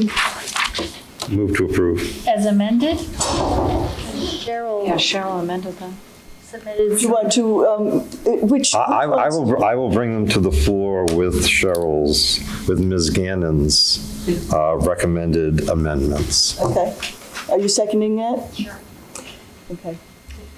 So moved. Any thoughts on those? Yes, sir. I want to thank Ms. Gannon for the work she put in, and I agree with them 100%. The minutes need to be more concise, less wordy, and certain things like the responses, that should be an addendum to the minutes, not in the body. There's one, I have another comment, which is that this taking out budget committee out of the RSA Yep. is actually not correct. I was just going to say, Okay. I looked at that, I I didn't scroll down, so Okay. I rescind that Okay. correction. It was, Budget Committee was correct. Any other comments? I echo thanking Cheryl for doing those things. Your attention to detail in that is great. Anybody, anything else? There's a motion on the floor. Can we, how many in favor? As amended? As amended, as this presentation, yes, with that rescission of the taking out Budget Committee. Do I not vote because I wasn't here? So You can vote if I you- feel like I should not vote, or do I vote? You can Oh, vote. I mean, okay. unless you see something that's horrible in there that, you Okay. know, you can vote. Okay. Okay. You're allowed to vote unless you believe there is something substantially wrong with the minutes. Okay. Okay. So that's approved unanimously. Thank you. And thank you, Judy, for all the work you did in trying. Yes. I'd like you to know that Judy, one, not all the microphones were turned on, so she had to really kind of strain to go through. Number two, including mine, I didn't turn it on for about 15 minutes. And number two, she didn't have the questions, during the meeting. So she does now, but she didn't have them during the meeting. So she was definitely operating from a deficit. So thank you. Good job. Okay. Moving on to the guidelines. Does the guidelines subcommittee want to present these? You've all gotten them. And I have the date of that document, please, because I'm going to try to pull it up in my email, and it was a while ago. Got May I believe it was May. Thank you. And it was from Cheryl. Yes. The amended one was back on September 19th, I think it was. 21st of The September. 21st, yeah. The email came out. Thank you.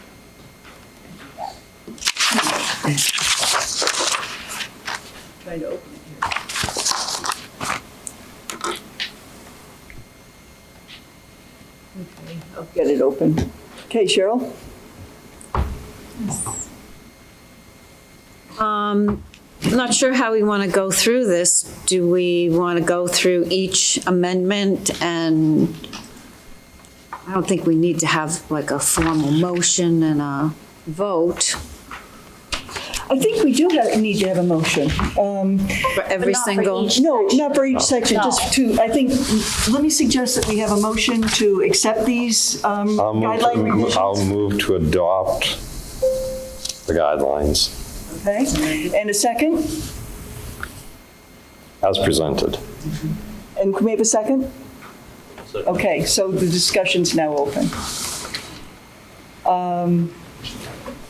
Anybody have any comments? I have a couple. I don't see why you would have the chair alternate from Newton to Kingston. I think that we're a team that works well together, and each year the members of the board can vote for whomever they think should be chair. I think that that's artificial separation. I'll let Mr. Doggett address that since he proposed that. I mean, first of all, they are guidelines. They are not, Rules? Not bylaws. I was just going to say, they are not bylaws. They are simply guidelines. It's just that we need to be able to recognize that there are two communities, and for many years, it served the board very well to have representation switching back and forth. It gave people a sense of community and the ability to see that, people in Kingston don't always just look out for people in Kingston. People in Newton don't always just look out for people in Newton. We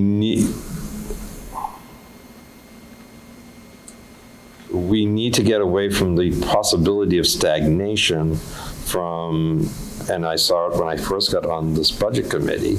We had the same chair for over 6 years. And the only answer I continually got this year is the standard answer is going to be it has something to do with the default. Back then it was, well, that's how we always did it. When you asked a question about, gee, why is this line here in the budget? Oh, that's just the way we've always budgeted. They're guidelines, Well, I think there are guidelines that we need to pay attention to, but I respect the people who are elected members here to make their determination each year. Yes, Mary? I think that by putting qualifiers on who's up to bat is kind of restrictive.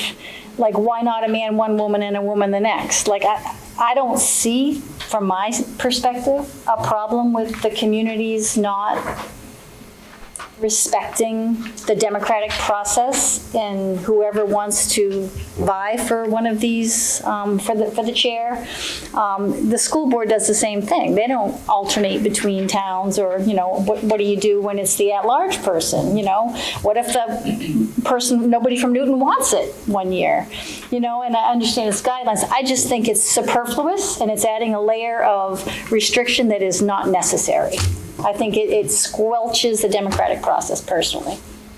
I agree. I mean, even though they're just guidelines, I think when you establish a guideline, it's something that you want to follow potentially, and I don't want to set the limitations, if the chair is the same chair for 6 years, well, maybe that person is the best qualified, and, I don't see a problem with that. I think, again, not limiting the possibilities, I don't see a problem with representing both towns. Again, I think that's our responsibility to vote in who we feel is best fit for the position.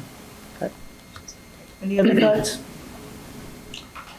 My thought on it is that it allows for a new perspective to be presented for the year for that that voted official to have their call it impression of directing the board.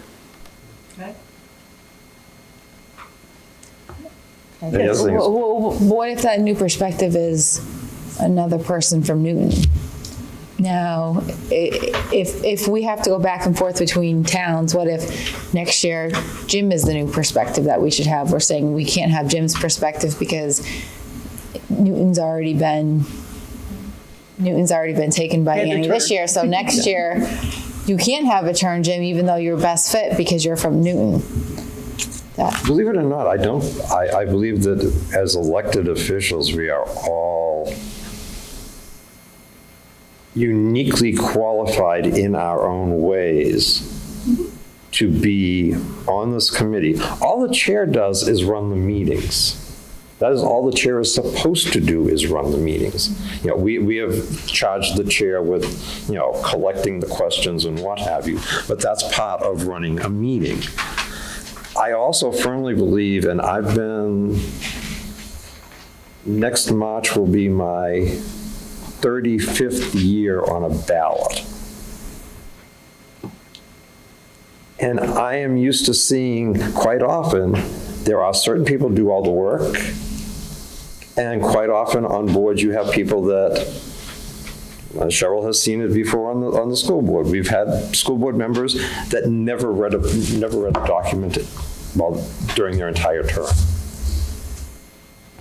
I personally think that there should be a way to make that person that never opens their book have to sit in their chair and have to do the work. Because, then they learn, sitting in the chair, you learn a lot more about how the meeting is run, how whether it's the school district, town, or your own business, is run. If you're not willing to sit in the chair, you should end up sitting in one of those. Well, but that's not what But that's a little off topic of Newton Kingston, I'm sorry. Go ahead.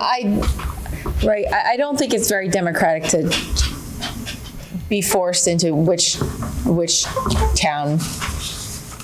I don't think whatever town should matter. If we need to have new blood, I would think a new person should. There are only guidelines, and quite honestly, I'm not married to this line. Yeah, Cheryl. I think if we do keep it, we should change the word shall, because shall kind of makes it not a guideline. Maybe put the chair may alternate. I think we should eliminate it. Yeah. If we change it to the chair may alternate, it puts us right back into the same position that we're in, where whoever wants to be in the chair raises their hand and says, I'm throwing my name in the hat. Right. It doesn't. You know, No so. value In added, that case, you might as well Yeah. remove it. which is why I said it's a superfluous level, not needed. Please remember that that line isn't in there because I had some bombastic ability to put it. No, I brought it forward, I would say that personally, when this was brought forward, I was not in support of it, but I felt as a committee, Jim wanted to put it in there, so we put it in there, and we are doing what we should do. We're bringing it forth to the board, to the full, the full committee, and we should take a vote on it. Okay, so those in favor of leaving it in? Did Larry have a question or a point? Oh, I thought your hand was up, I'm sorry. It was up, but we got it. I'm sorry, I missed it. Those in favor of removing it? That would be, okay. Those opposed? Are you? No, I'm not opposed. You're in favor? Yeah. Okay, so unanimous, okay, that's fine. So that was unanimous. Yes, I have a point of order. what's that? I read this little email as we were kind of going through, and we kept saying, that's the same as the one before, so I took a glance at this. And this appears this is the opinion of the council, that in the minutes, that everyone who voted needs to be named.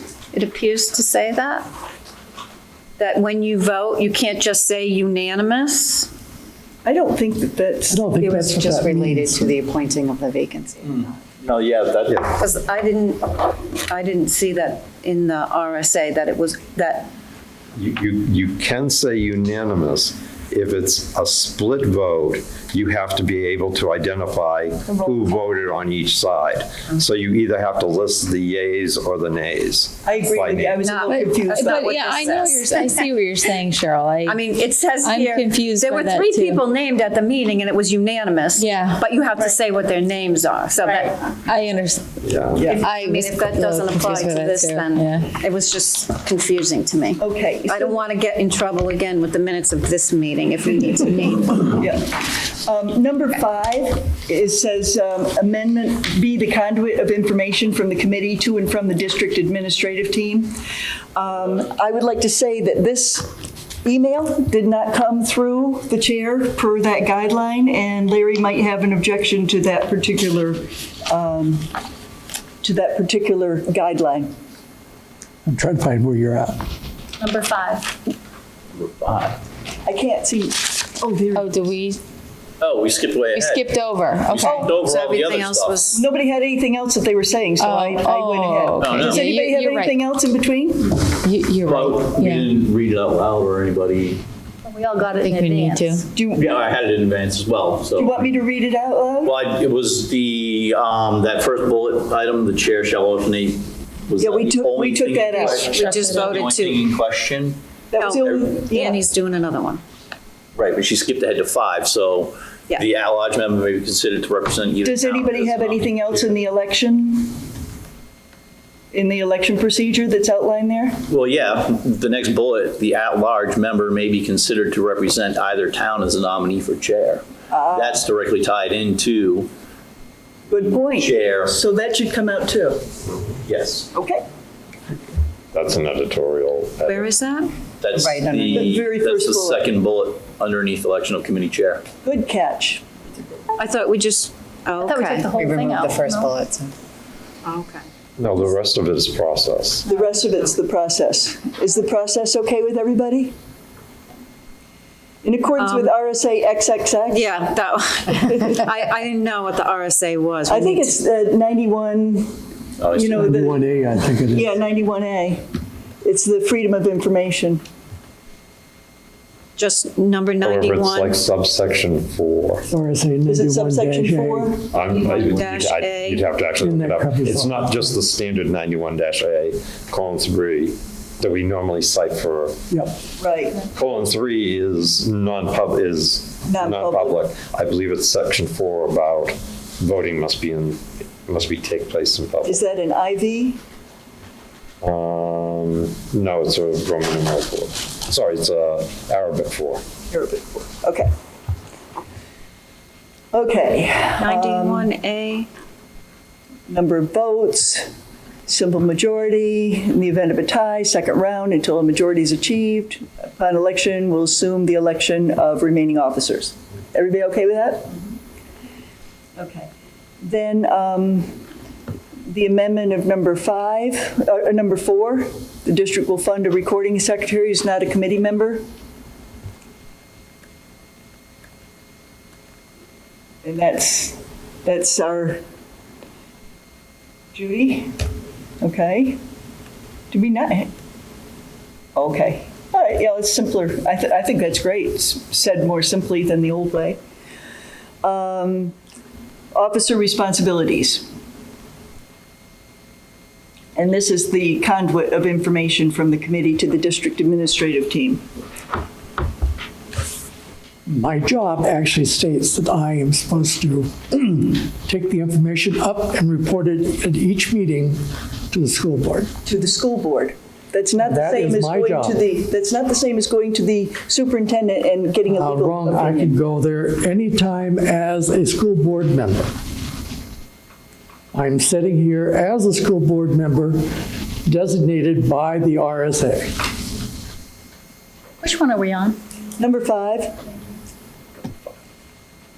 So you don't see that as in conflict, this guideline is in conflict with what you. I do see it as, you are a conduct to the superintendent or to the school board too. My job is to report. No, your job is to the school board. I'm not. And to the superintendent. And to the superintendent. No. However, Oh, yes. the original, be a conduit of information from the committee. To what, to where, to how, to why. Yeah. We're specifically, through this language, we are specifically authorizing the chair to gather information on behalf of the committee and to bring back other stuff. Doesn't preclude any one of us from speaking to the superintendent or any administrator that we choose to. That's correct. I mean, we are all citizens, we still all we maintain all existing rights. That just specifies that it's a conduit. It's a route. Do you need to specify that it doesn't? Like, No, no? because you all have that same right. Okay.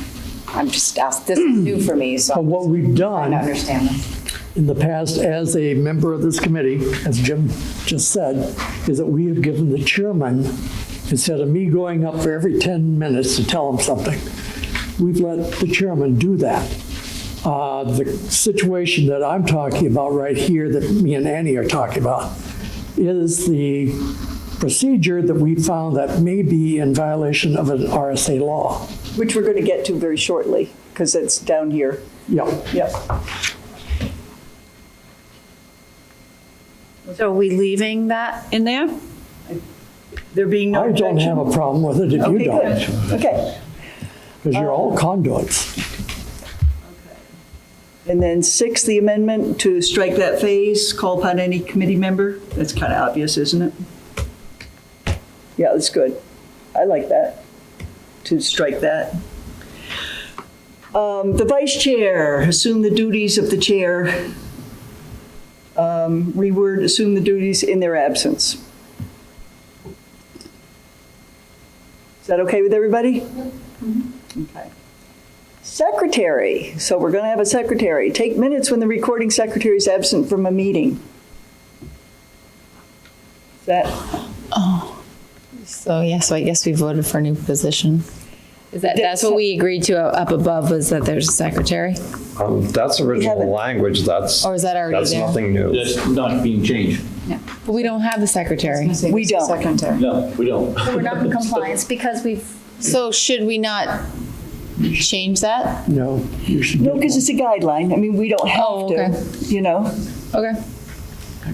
Well, should you say, should a secretary be appointed? Or elected by the members. Yeah, I mean, Yeah, should you because- just add that word? Where it appear offices will be the chair, vice chair, and we decided not to elect a secretary when we all had our first meeting. Right.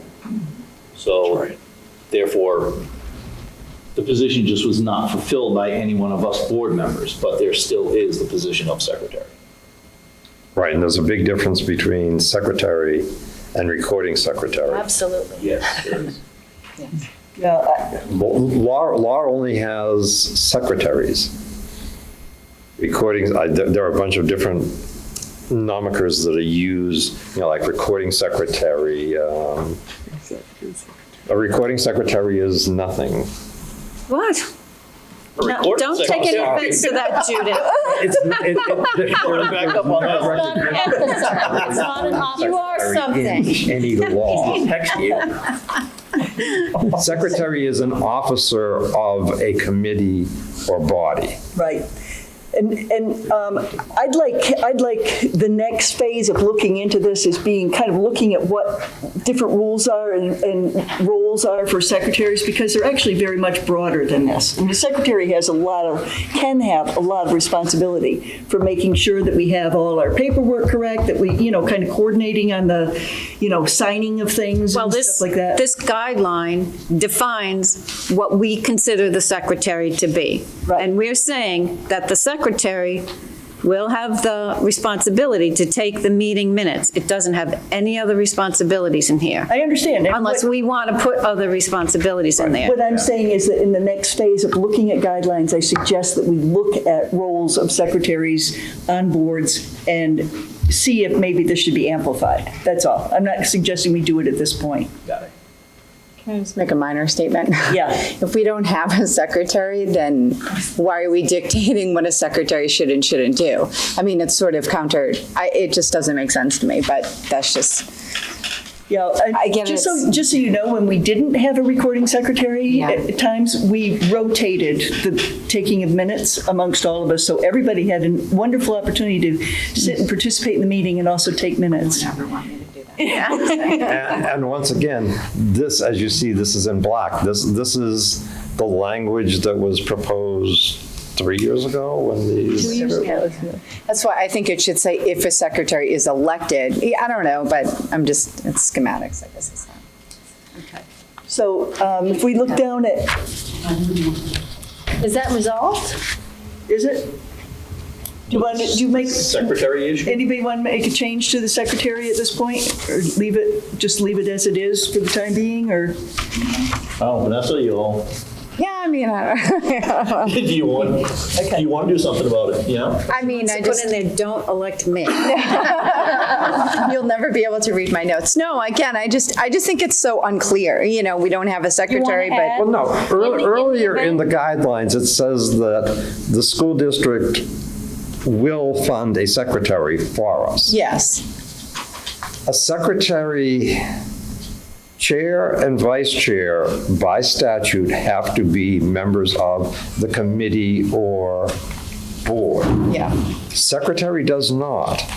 But, so why are we dictating what a secretary will do if we opt to not have one? I think we just need to be clear, like, what are we trying to get across here in the statement that the secretary, should Judy be absent, then the secretary will take notes. Well, we don't have a secretary, so it's not clear who should be taking notes. So it should say something, in my opinion, along the line of, if a secretary is appointed, then this is their position. If not, then another member takes it. I mean, volunteer. a volunteer. I It mean, wouldn't it be just, appointed, it would be elected because it's an officer. and I'm just, I mean, this No, is just but I'm just saying, schematics. if we're hashing it out, let's do it.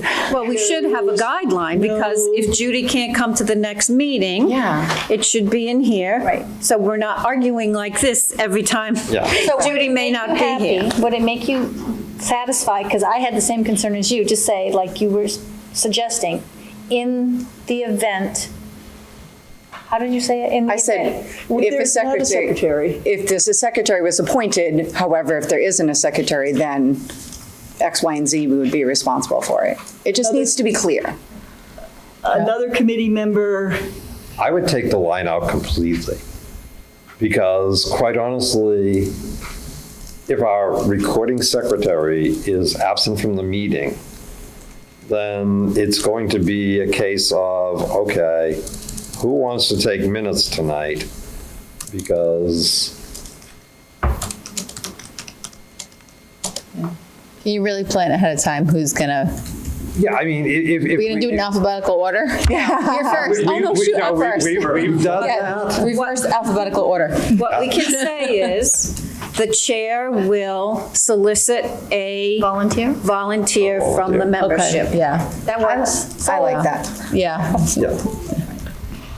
No, I think it makes sense, just to be clear, so we're not, However, our best bet is to make sure that the district continues to fund our secretary. And that's not saying we're not, but there could be an emergency, Oh, that one meeting, she's not here, and we are still obligated by law to have minutes. So we need Trust me, I to, know that very well, Cheryl. That's why I'm late tonight. so yes.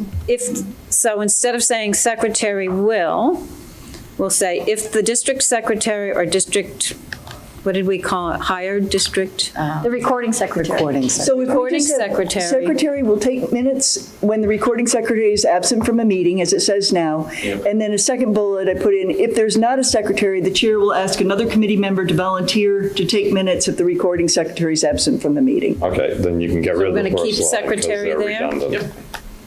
What? I agree with Vanessa, we should just take it out. If we're not going to elect one.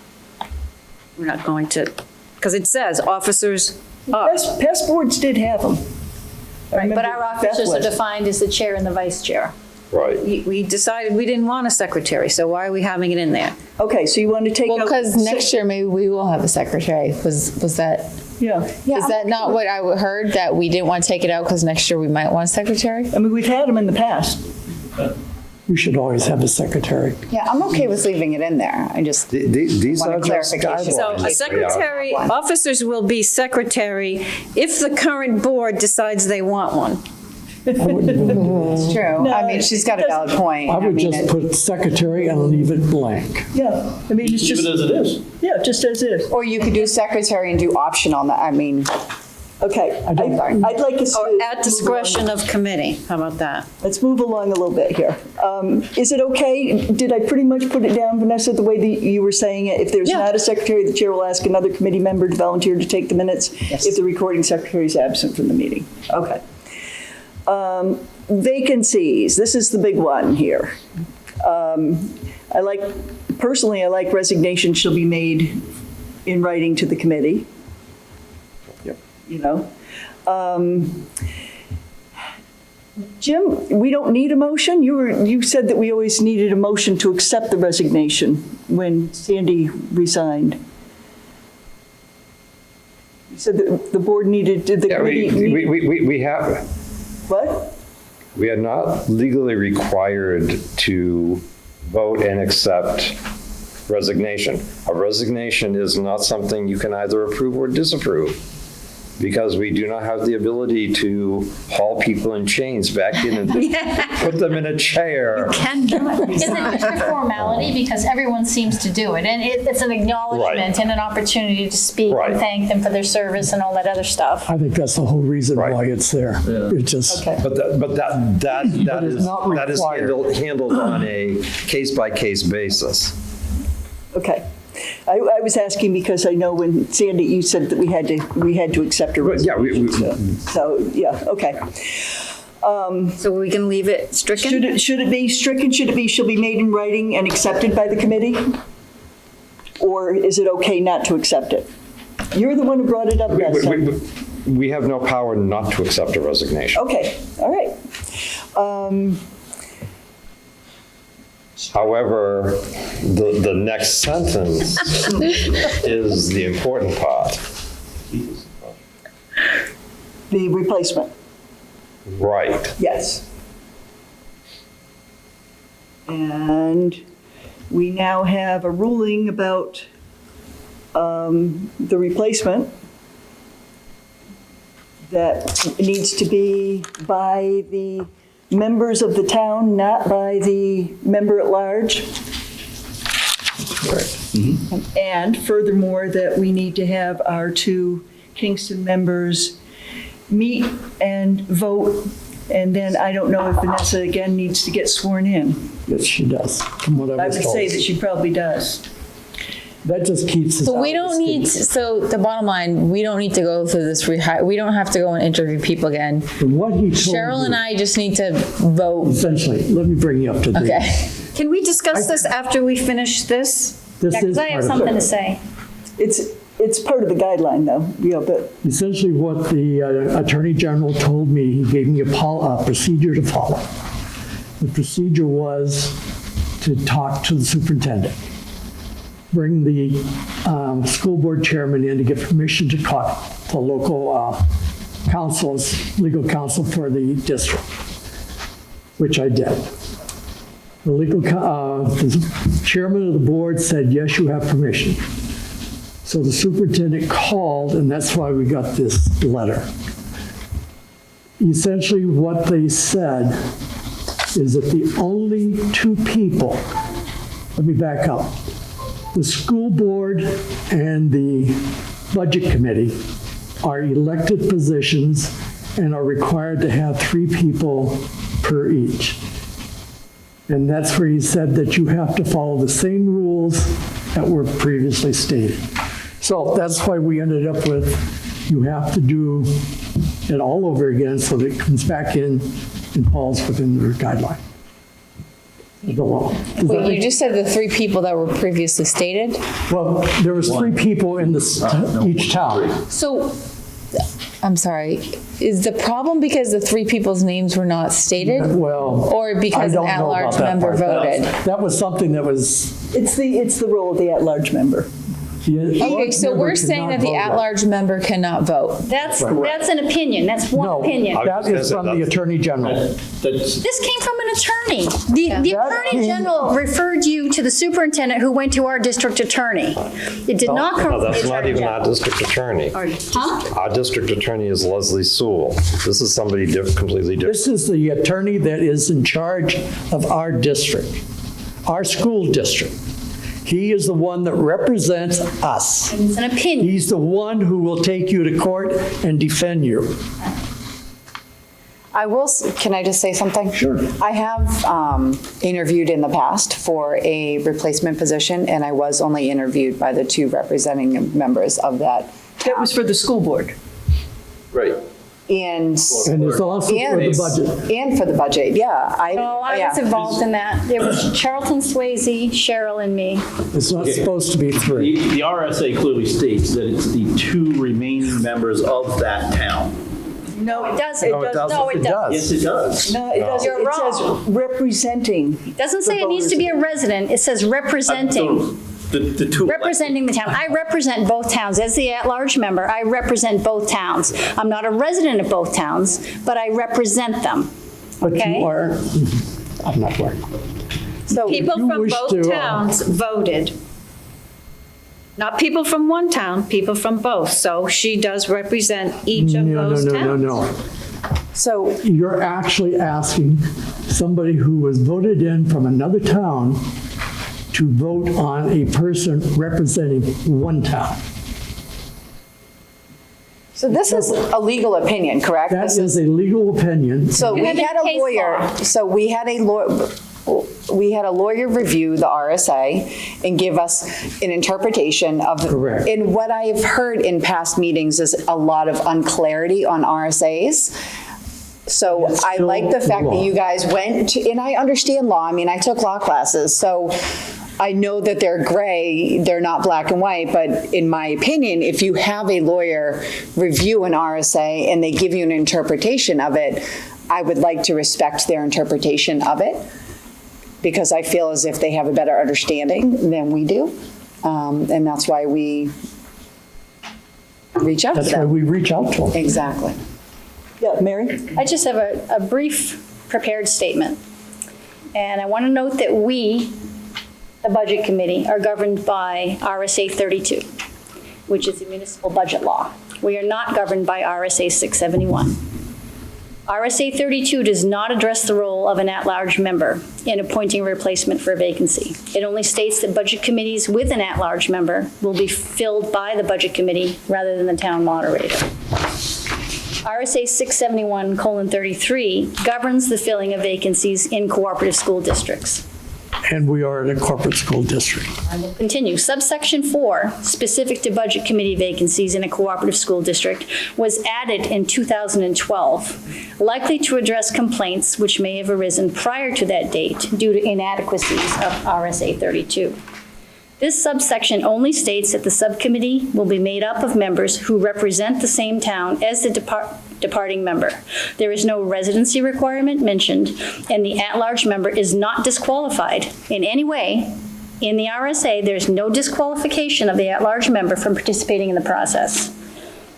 I, as the at-large member, am not prepared to concede that we as a subcommittee did anything wrong, and I sure as heck will not agree to disenfranchise someone after me elected to this at-large position to forgo the right of participation or to set precedent for the folks that follow. I was elected by the voters of both towns to represent them in all matters pertaining to the budget and budget committee. I am not interested in legal opinions because you can find an opinion to fit any desired action or outcome. I suggest we consider examples of case law, which exclude an at-large budget committee member, and only case law recorded after 2012 when subsection 4 was added to RSA 673:33. If cases cited are based on opinion only, there's no relevance or credibility to change the way we have proceeded. If cases that you want to cite for case law are specific to a budget committee and are based on case law prior to 2012 with the addition of subsection 4, that's irrelevant, as any budget committee cases were likely fueled by the inadequacies of RSA 32. Any example of case law, whether it's school board or budget committee, decided after 2012, there's no residency stipulation stated. It's stated solely as a representation requirement. The statute is very vague, not settled law. It is thus left to the individual boards and committees for interpretation. We had a situation where a Kingston resident resigned from the school board, Mrs. Pierce, and the at-large member wanted to participate in the selection process. She just assumed it was her right, and she was quickly stifled and said, absolutely not, you can't do this. We have a legal opinion from somebody else. It wasn't this person, it was another opinion that said, nope, you can't do it. And so they excluded her, and she felt very disenfranchised. She went to, I forget, I probably have the email.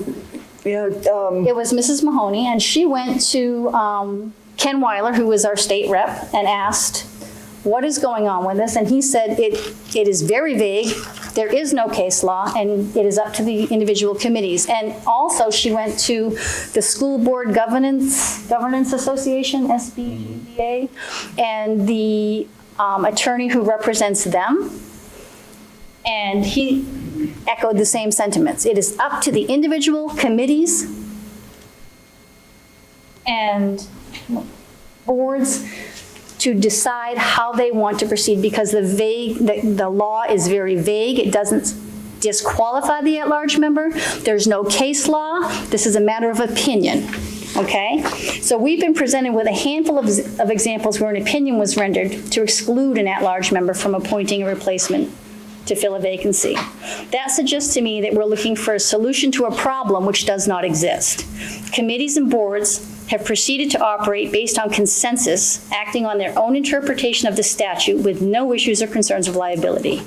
Keep in mind, we're governed by RSA 32. Again, we're under no obligation to follow school board jurisdiction or precedent that they may have set in their practices. If anyone is concerned with refining interpretation of RSA 631-33 subsection 4, so nothing is left to opinion or precedent, please contact your state representative to have the law further amended. Can you tell me what RSA 32 states? It's the municipal budget law, and we are governed by the municipal. It doesn't say anything. All it says is it does not address the role of an at-large member.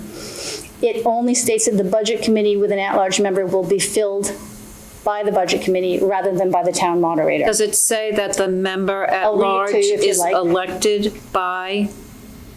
Can I read it? I'll read it to you. Yes, that's what I want to know. So, RSA 32, subsection 7. In municipalities where members at large are appointed, the chair shall notify the moderator immediately upon the occurrence of any vacancy in the membership at large. And the vacancy shall be filled by appointment by the moderator within 5 days of such notification, otherwise by the budget committee. In municipalities where members at large are elected, which is us, vacancies shall be filled by appointment by the budget committee. Persons appointed to fill vacancies shall serve until the next annual meeting, at which time a successor shall be elected or appointed to either fill the unexpired term or start a new term, as the case may be. So all it says is that it will be elected by the budget committee. It doesn't say any process. It doesn't exclude anybody. It doesn't state residency. It doesn't state representation. So that there were cases, and actually the Sanborn School District, imagine that, was involved in one of them back in 2000 to 2003. 2003, I found that one. Yep. And because I looked for case law. Did you look for case law? Nope, that's why I got a lawyer. No, so. That's Doesn't what their exist, job folks. is. Doesn't exist. So it's all based on interpretation, it's based on opinion, and it's up to the individual boards. The two opinions that I rendered, and I didn't go firsthand to secure them, but one from the guy who is the attorney for a school board governance association, and I can get you the actual name and title, and our state representative Ken Weiler. Representative is not a lawyer, so I wouldn't count him. No, he's not. law. But he writes law, and he's on the oversight committee, or he was on the oversight committee. He's on a state finance committee. He's on finance now. However, actually what you just read is similar to what the school board used in the past and the past practice of the budget committee.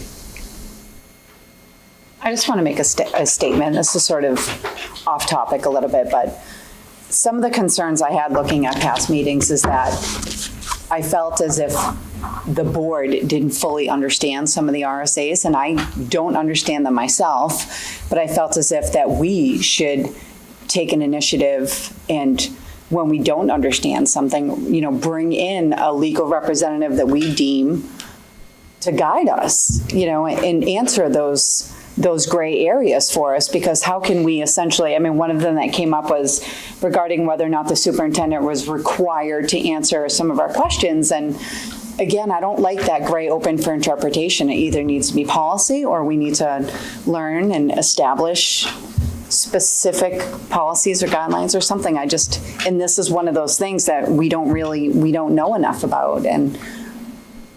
But that's just my opinion. Well, unfortunately, as was said, there's no case law in this. It's just a matter of one opinion versus another versus another. We have an opinion, which, by the way, I want to express very publicly, I've already told Larry this, the school board had no jurisdiction over the budget committee. The budget committee exists as a check and balance to the school board. And for the school board to authorize going to get a legal opinion for the budget committee is way overstepping. Did the school board authorize you to go? Superintendent, the chairman did. However, That's all I need. the school board as a whole voted just to tell him to come to us and say, you may have to look at this. I mean, they overstepped. Can you scroll down like 2 lines? If we did something wrong, I'll be the first to concede, but I don't see, based on my research, it's purely superficial. It's based on opinion. It's based on precedent of the school board, when everything that I've received, and as the at-large member, I feel disenfranchised. I was elected by both towns on 2 separate occasions to represent them. I asked Danny to scroll down and please, I look at the new members and go, we are all intelligent people on the board. Some of us have advanced degrees, but that doesn't help. My advanced degree with $10 will get me a cup of coffee at Starbucks. This is how simple it is to understand RSAs. If you look at the sentence the third one up from the gap. In municipalities where members at large are elected, vacancies shall be filled by appointment by the budget committee. It says it right there. It's black and white. It doesn't say, it doesn't give a process. It doesn't say only these people may do it. You know, so it also says, And this is the law that governs us. Now, the school board is governed by a different law. And on the school board, it is stipulated differently. It's someplace So around it's different, one. it's a different RSA, you're saying? Exactly. Okay, because one of the thoughts going in my mind is that we should be consistent. The Yeah. school board with the budget committee, but that's not the case because you're saying we're governed by two different RSAs. We're governed by Because in my completely mind, I'm different thinking, laws. should we put this out to vote to the townspeople? But, No. okay, it's No. different. We shouldn't be the same because we're governed by different. Exactly. That's a good point. We I have didn't different realize functions, we have different But Jim- roles, Jim, and we have They different did laws. add subsection 4 to RSA 671. 671, 33. They added it in 2012 because it was so vague under the municipal budget law, which is 32. So they added it, but it's still very vague. It still doesn't say the at-large member cannot participate. It doesn't say that it's a residency requirement. It said it will be decided by the members representing the town. So why And can't technically- we That put forth clearly the states a policy? residency requirement. What? The remaining budget committee members representing the same town or towns. Or town. Or towns. Or towns. Or towns. Hello. Or towns, I take that to mean that 2 people have resigned, one from each town.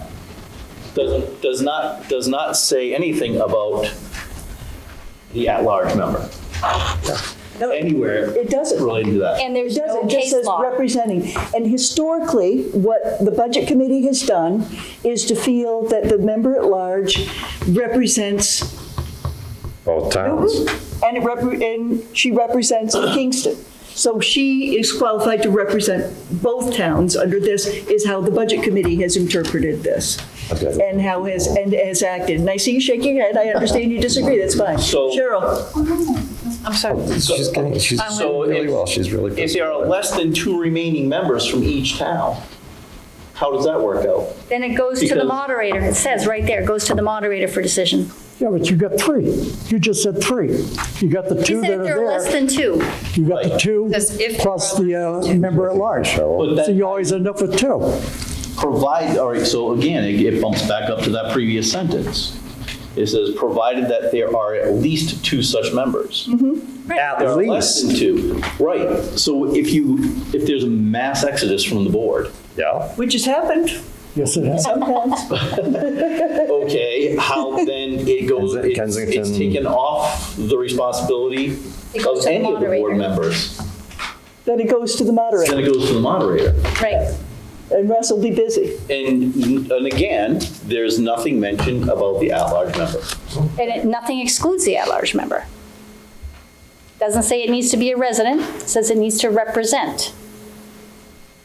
And therein lies the gray area. And every time it comes up, everybody says, yeah, you're right, it's convoluted, it's not Cheryl? clear. My interpretation of represent means who voted for you. Did people in Kingston vote for the at-large member? Yes. Then she represents them. So, given all this conversation, and given this opinion that we've gotten at the school board's behest, our school board chair's behest, and our school board representative, what is the, I'm going back to the policy, our guidelines. Pull it up, here it is. Do we want to spell out in here our guideline of how we do it? Yes, Cheryl. I would propose that we table it for now, that we look at the opinion that the representative or the attorney gave, because I'm very uncomfortable with having a legal person saying that we did something that was invalid as a matter of law, and that we go ahead and do what is suggested in here, that we take a vote again with just the two people who are only representing the town of Kingston, and that we table putting it into our guidelines pending further investigation, which may mean getting another legal opinion. I don't know if we can do that, if we have the authority to look for another legal opinion, or if the district has a second attorney that might Yes, we do. look at Yeah, this. Diane Goro. And we have Diane Gore. I was just going to say, Leslie Sewell has actually answered this question before in the 2003 instance when the school board tried to, the school board and the budget committee each decided who their replacement person would be. But the law's changed since. The laws changed, which is why I Yeah, there's cited that they different added RSAs, subsection yeah. 4 However, 2012. that person knows a lot, and you'll have to forgive me, however, I must depart. I agree with Yeah. Cheryl. I think we should table it. I don't think we should add anything again until we fully understand it and get clarification. Okay, so, And I don't think we should take any action, because I don't want to concede that we did anything wrong. I don't think we did anything wrong. And by agreeing to take a second vote, it's conceding that we were in violation of something, and I don't know that we were. It's an opinion. You can get an opinion for anything you want. I don't think that you're taking any harm in taking another vote. I think you could be potentially covering all bases, but I think it's setting a new precedent, that which is, who authorized you to go to the attorney? The chair of the school I board. did it on myself. Let's put The it chair that of way. the school board, you said. No, I They went had and no asked him if I authority could over us. get in touch with a lawyer. So Who's paying for the lawyer? Who's paying for the lawyer? What difference does that make? It makes a lot of difference. we're on the budget committee, it's a valid question. Makes a lot of difference. The school board is, through their legal fund. Well, the taxpayers are. Right. Right. However, the school board went Back outside. another step. A member of the budget committee had a reason to seek legal counsel. Who is to tell him you can't? First question. And the second question is, where is he supposed to go? Because he honestly does not have to ask anybody permission to go seek legal counsel. Nobody does, He okay? has to get permission to spend the money. That's to right. speak- Yes. To seek legal So- counsel. from somebody. And That's where I one was thing, Jim, going. we will get along very well on a lot of things. However, Mr. Heath, while he is an ex officio on this committee, he is not an elected member of this committee. I am a He is a designated school board member. by the state law. Yes, but you are not a sworn member of this committee. Yes, I- So his primary interest is the school board. And to make sure we stay out of court. Yeah, I don't see anything wrong with getting clarification. No, I'm sorry. I don't see Okay, I'd like an to- argument with what I'd like to he did. suggest that we do table this. It's very late. Yeah. Let's table it Yeah. and bring it up again in another meeting. In the meantime, Vanessa, you are staying a member because we haven't taken any action to remove you. You don't need to get sworn in again I yet. challenge anyone to bring case law. So- I challenge anyone to find case law, and please bring it. If you bring case law, I will absolutely accept it. There isn't any. And as far as legal opinions, just remember, every murderer that goes to court has an attorney who states that his legal opinion that his client is innocent. That is correct. That is my point. And at that, I apologize. Okay, so I'm going to suggest that we table finishing up these guidelines and everything because it is late, and let's just, we don't have any public left because we've lasted longer than they have, so there's no public comment. We've had lots of committee comments. Our next meeting is Wednesday, November 6th, at a joint meeting hosted by the Sanborn Regional School District School Board at 6 p.m. And at that one, the superintendent will present his budget request. I hate calling it a proposal because we do the proposal. And then there's also going to be a presentation from Matt on information on revenues and taxes by the business administrator at that meeting. There's one other thing, which is November Our December 19th is a date when we have, as possible, if we need it, joint school board budget committee meeting. We're supposed to host it. Tom is not available that day, it turns out. So he can do it any other day that week, Monday, Tuesday, or Wednesday. Is anybody able to do that Wednesday? Is Wednesday a problem for you every Wednesday, Jim? No, Thursdays, remember, I'm filling in for Gail, who lost her husband. Right. I don't know when she's returning, so Well, that won't be on a third Thursday. Oh, no. Yeah. Wednesdays, the first couple of Wednesdays in November are always, because I have legislative, I'm talking about Wednesday, December 18th. That's all, just yes or no? I should be able to. Okay. Is it good for everybody else? That Do you works. mind that the school board do it instead of the budget committee hosting it? Just one comment on that. Yes. That starts the meeting. It's not halfway through after we've listened to, No. an hour and a half of. No, they have their meeting afterwards. Okay. We have a joint meeting first. That's the first thing on the agenda. Okay. Yeah, absolutely. And Okay, that's at 6 o'clock? 6 o'clock. Wednesday, that one, the That 18th? Wednesday, December 18th instead of December 19th. So, It's because it amendment says toward- 7 here, so would it be 6? It would be 6 because it's a school board meeting. Oh, good, okay. I have a Gotcha. question Okay. about the meeting Sorry. before on December 4th. Yes. Do you know, because I know the superintendent's really, the Choose Love movement that's going on here at 5 o'clock that day? Is that on the 4th or It's on the 5th? 4th. Yeah, has anything been said about, I know everyone's really encouraged to go to it. I don't know how long it's going to be. Is anything, Starts at like 5 o'clock, right? it starts at 5. I don't know if it's an hour long. What is the meeting? It's Choose Love. it's a woman. It's called the Choose Love Woman movement. It's a woman who I don't know if it's her son or daughter was a victim of the Sandy Hook shooting, and I saw the ad. yeah, I know they rescheduled other meetings that. yeah, I know there was supposed to be a high school transition meeting. I know that they rescheduled other meetings, so I was just. Is that a Wednesday or a Thursday? It's a Wednesday. Okay, so that doesn't have anything to do with us. So Oh, that's school board meeting. It's a school board meeting that day. So why do I have? Were we going to meet jointly with them? I don't have the calendar in front of me Okay. right now. Maybe that was okay. I'm taking it out of my calendar. Never mind. Okay, could we have a motion to adjourn? Second. All in favor? Aye. That would be unanimous, right? Yeah.